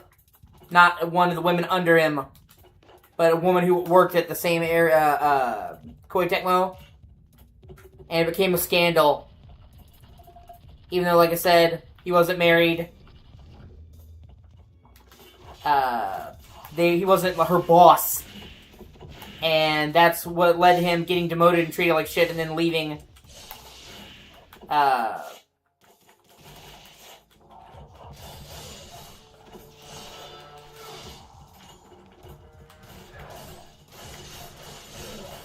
The company. And that's also why Ninja Gaiden 3 sucks fucking donkey dick.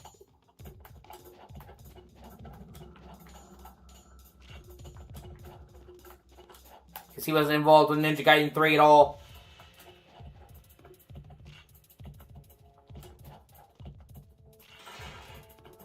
Like, trust us. We can make good Ninja Gaiden games without him.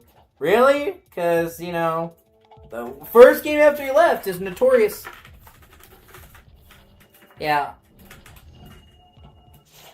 It even fucked Ninja Gaiden 2. Ninja Gaiden 2 is great. A lot of people like it more than Ninja Gaiden 1. I don't. I prefer the first game, but I still like Ninja Gaiden 2 a lot. But the thing is, he originally had planned way more for Ninja Gaiden 2, and they had a really troubled development. And due to, he exited the company pretty much before Ninja Gaiden 2 was done, and just stayed on to supervise it, but they wound up cutting a lot of content from Ninja Gaiden 2.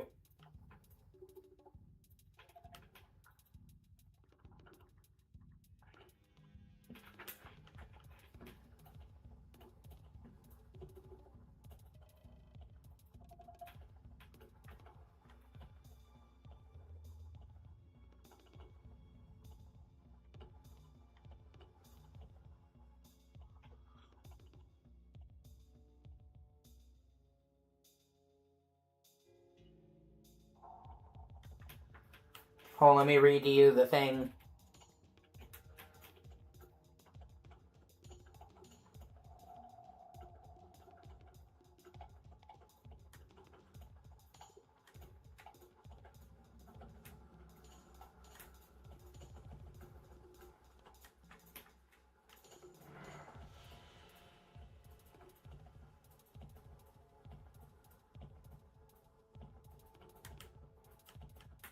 Yeah, okay, so in 2006, a female former Tecmo employee filed a sexual harassment suit against Itagi. She claimed that Itagi made several unwanted sexual advances on her. While Itagi admitted to kissing her, he claimed that whatever had gone between them had been consensual. Tecmo's ensuing investigation reached the conclusion that the allegations in question were a result of the former employee's desire to vent frustration over her own personal affair and not indicative of sexual harassment. So basically, I'm sorry, I didn't even know all the details, but basically, he was almost like early Me Too'd. Because they investigated and they couldn't find any evidence that she did that. They were in a consensual affair.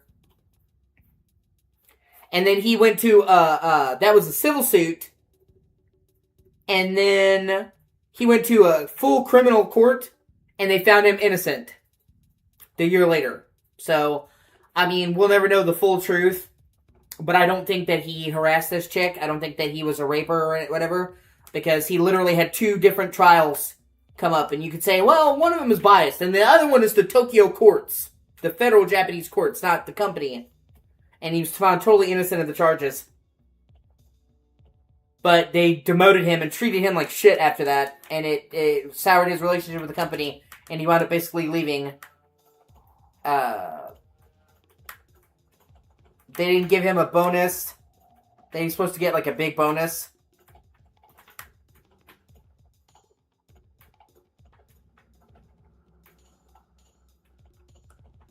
And it was a whole thing. It sucked.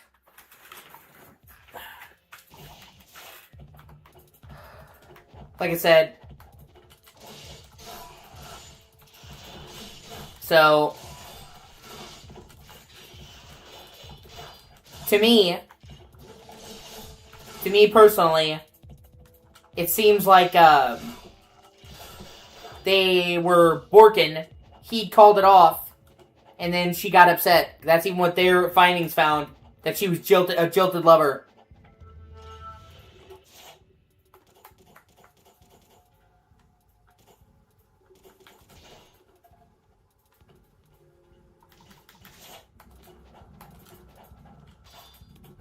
And like I said, he was demoted.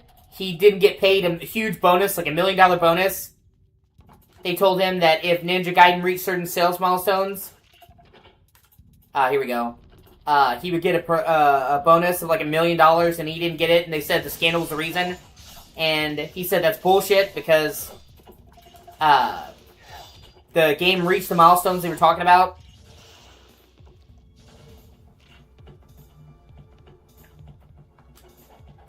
So he kind of felt like, rightfully so, like they fucked him out of his bonus, which they did. I mean, they said, we're going to give you this bonus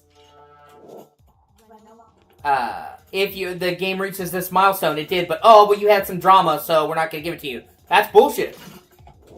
And he left. Ninja Gaiden 3, the game without him is notoriously fucking shit. Like, so bad.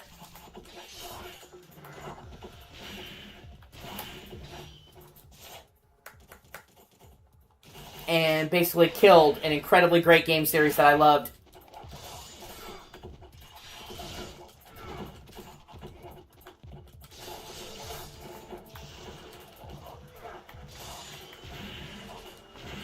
Like, they had to make another version of Ninja Gaiden 3 just to make it tolerable.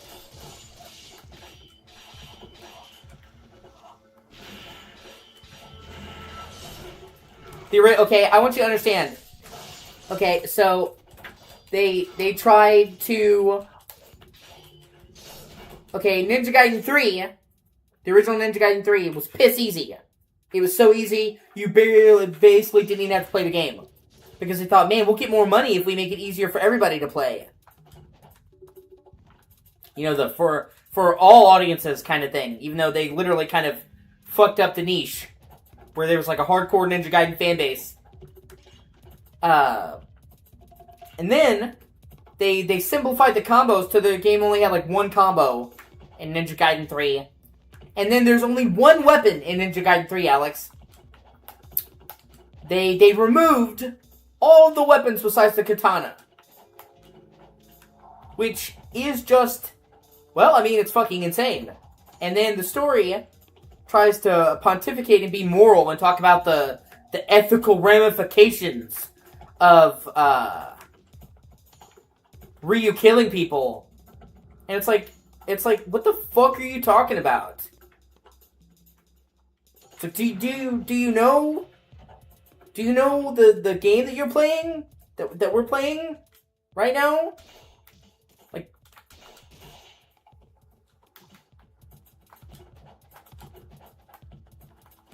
it's like Ninja Gaiden is great because it was over the top and bonkers.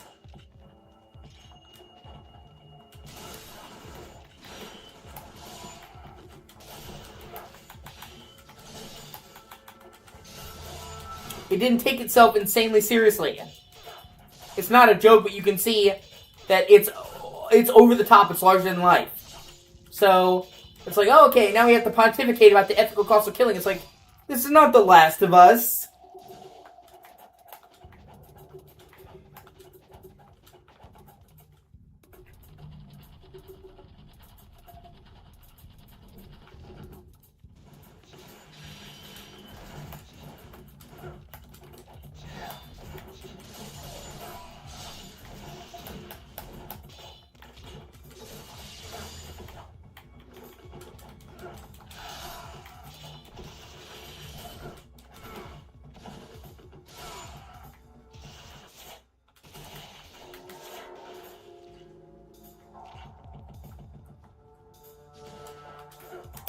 It's like they made a Ninja Gaiden game for people that didn't like Ninja Gaiden. It was fucking awful. And then they did Ninja Gaiden 3, Razor's Edge. And that added in, it added in a bunch of the other weapons from the other games. Added more combos, added more difficulty. And it made it tolerable.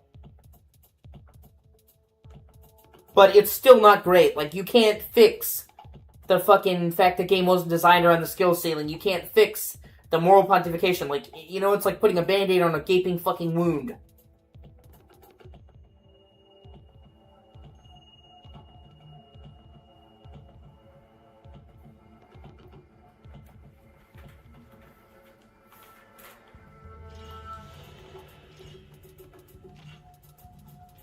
Moat Road.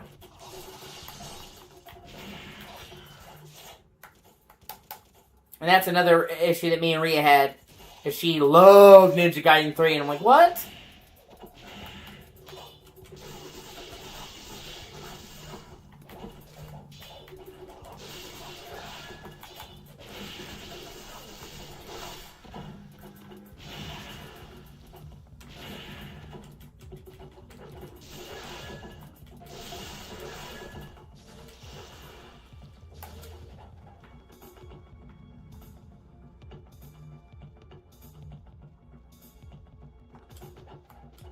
God, that was terrible.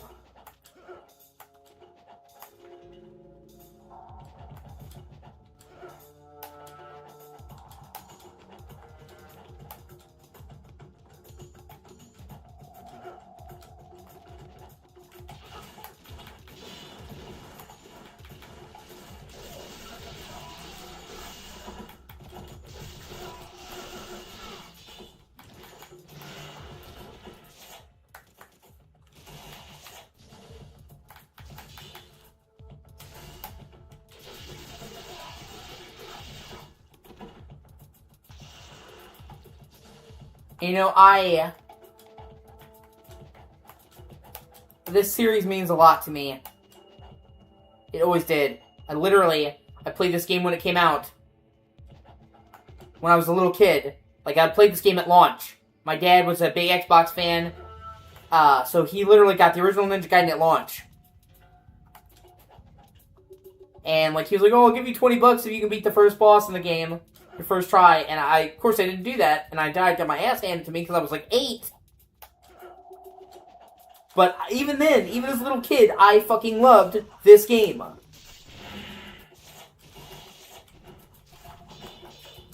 And when fucking Ninja Gaiden 2 came out, originally it was a 360 exclusive.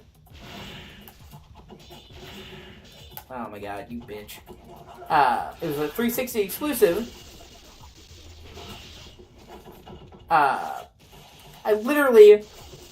We had the fucking guy, at Blockbuster do us a favor because we were cool with the people that worked there and hold us a copy of it, and we got it fucking right away from Blockbuster, like at launch.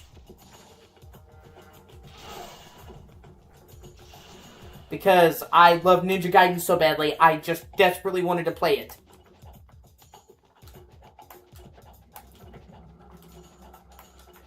So, like, this is not, like, oh, you know, I like it, kinda, I think it's okay. Like, Ninja Gaiden is, like, a game that I fucking love. It's a game that I adore.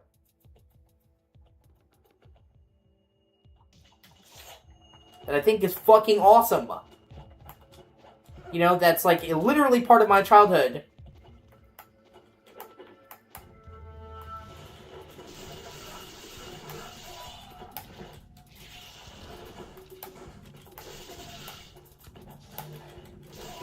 And for so long, I wanted there to be another Ninja Gaiden game that was good. That didn't suck ass. So, you know, when they first announced Ninja Gaiden 4, I was excited for it.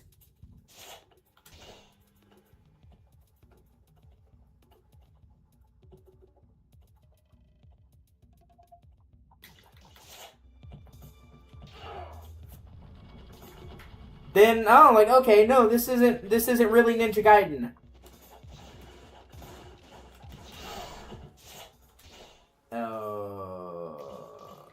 Yeah, never mind. I gotta come back here. Oh, wait, treasure chest. I've already fought these enemies, so I don't fucking care. There, Key of Pegasus. Never mind. I knew there was something here. And so, I guess I'm just trying to explain to you why there's, like, I have some vehemence towards Ninja Gaiden 4. Because with the series that means so much to me, and waiting so long for another game in the series, that to get a game that's essentially a Ninja Gaiden game in name only kind of pissed me off. I don't want to, I wanted a proper fucking Ninja Gaiden game.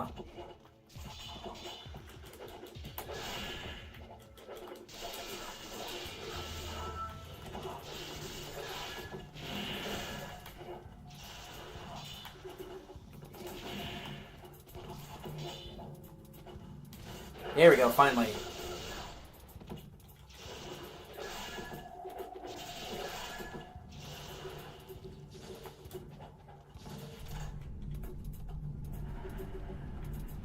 And for me, I guess it was the final nail in the coffin. Because I'm like, I had some hope. Some small hope that Ninja Gaiden would be brought back.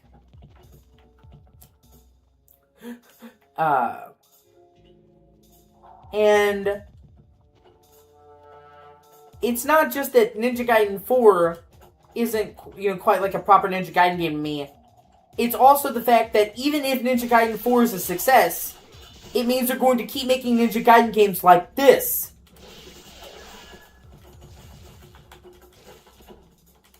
So it pretty much killed any hope that I had that there would ever be another true Ninja Gaiden game.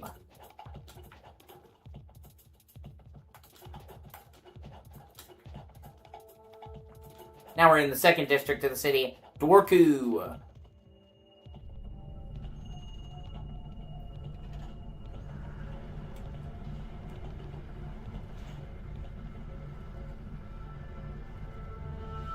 Oh yeah, you have to do that later. Alright, right now put the thing back.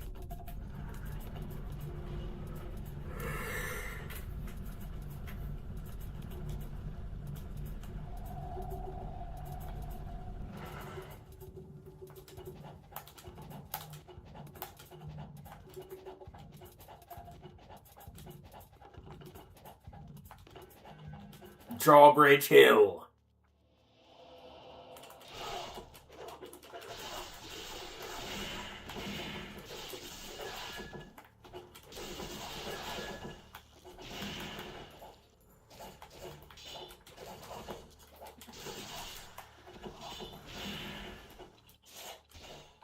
And it's just, I love this game so much. And it's just, it's singular. Even in hack and slashes, other hack and slash games, there's nothing quite like Ninja Gaiden. The mixture of the seriousness and the over-the-top campiness,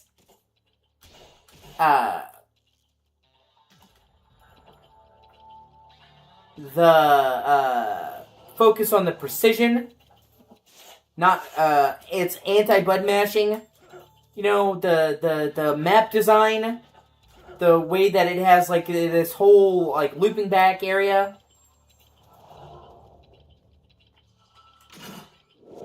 I truly do think, in my, obviously this is open for debate. Obviously it's subjective, but for me personally, I think that Ninja Gaiden Black and Sigma together, either one, are the greatest hack and slash game ever made. And one of the finest action games ever made.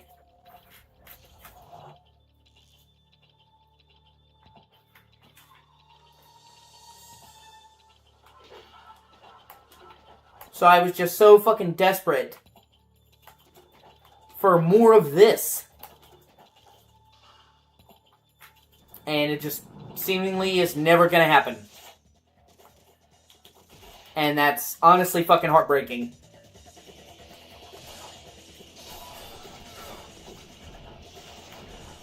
You know, and I actually have more respect for Metal Gear Revengeance. Because with Metal Gear Revengeance, it's clearly a spin-off. You could be like, well, it's a Metal Gear game in name only, or whatever, it's totally different. It's a spin-off. It clearly says, I'm a spin-off.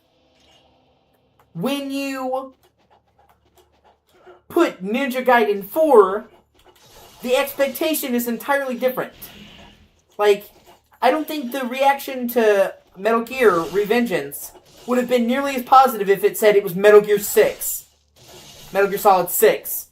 People would have been like, what the fuck? Because it's like, this is not a proper Metal Gear game. Do you see what I'm saying? But it clearly says, we are a spin-off. So you know exactly. It's not saying, well, we're the next main game.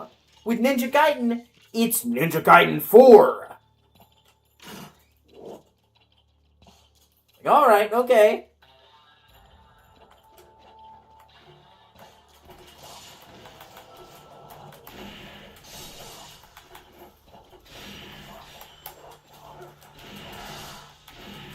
And don't get me wrong, I love Platinum Games. Like I said, I'm not shitting on Platinum Games. I just... There's nothing else like this. You know what I mean? Ninja Gaiden feels like in a crowded genre, or it was crowded at the time, we're having less of these now. At the time, there was just nothing else like Ninja Gaiden. And I guess there never will be, ever again.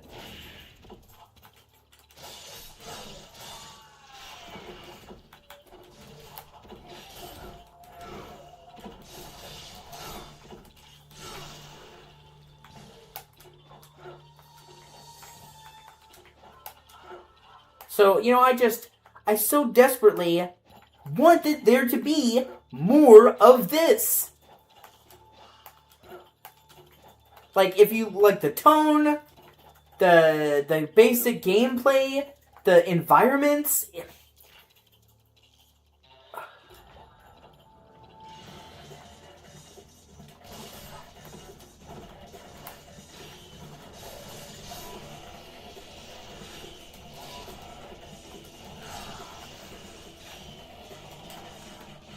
Ah, here we go. This is when you first see the fiends and you actually start fighting them.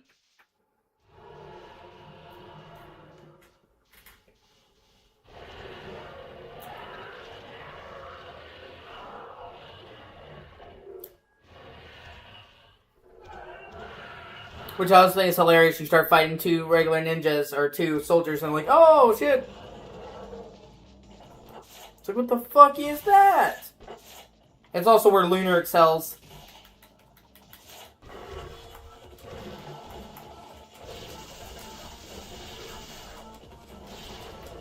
Shit.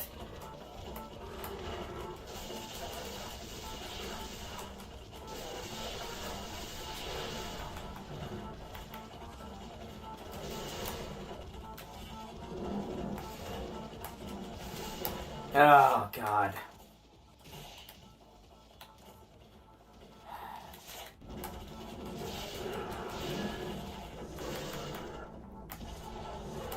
Oh, shit. Wow, that was really close.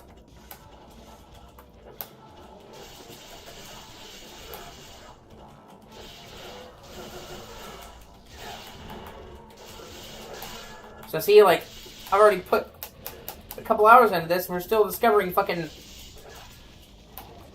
Thankfully, I have the Talisman of Rebirth. Still discovering fucking massive new enemy types. Oh my god, they're fucking grab attack, dude. Oh, you son of a bitch. What an asshole.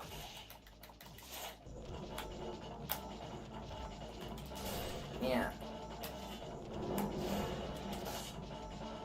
Fuck, barely made that.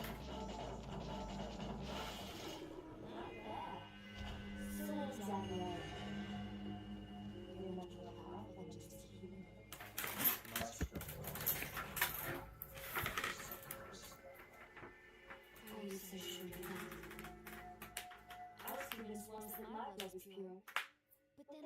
what my pure blood is capable of.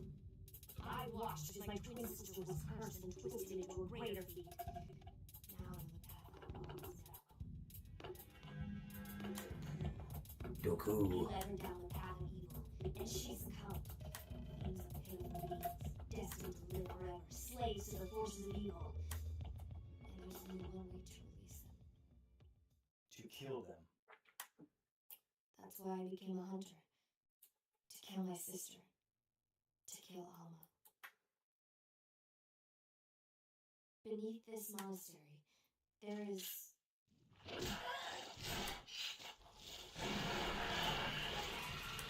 Yeah. Weird tentacle boss. See? And it swallows her tentacles. It's always fucking tentacles with Japanese dudes, man.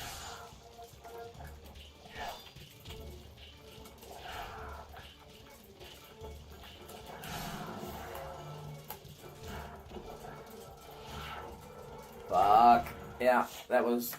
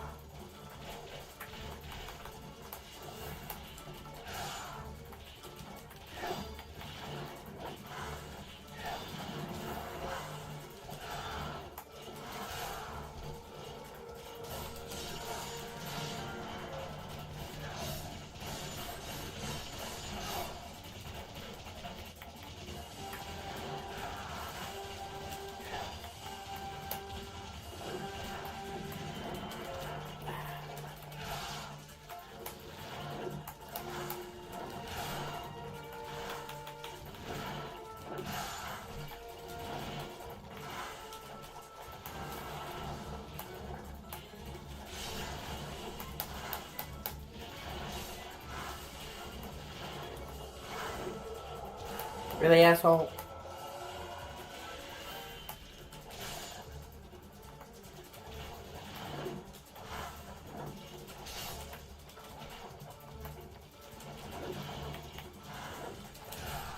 Oh, thank God.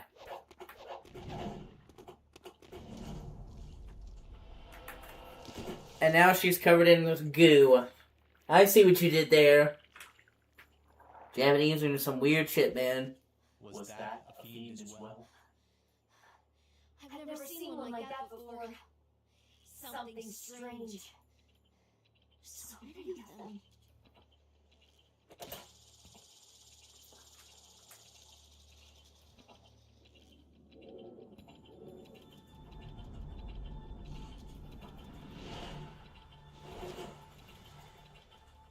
Ayane, running errands for Mirai again, I see.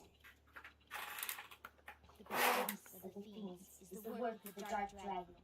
It is a cursed blade, bestowing an unfathomable strength on those wicked enough to wield it. As we speak, its power is growing. That explains the stirring in my blood. Blood. It dominates all humankind, assisted by the power of the fiends. Ayane, take care of Rachel. Understood. Ryu! I've heard there is a hidden path under the monastery that leads to the Emperor's palace. Doku will also be there.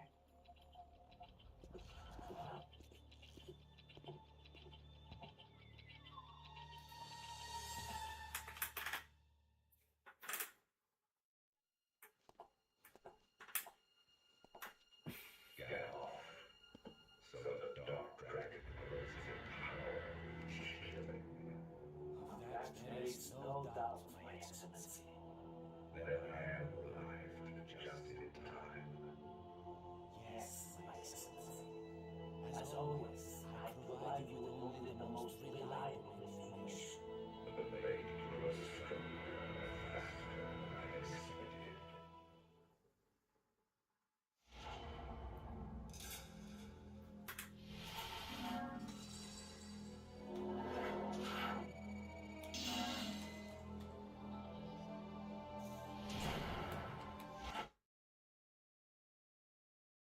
Chapter 6, A Monastery.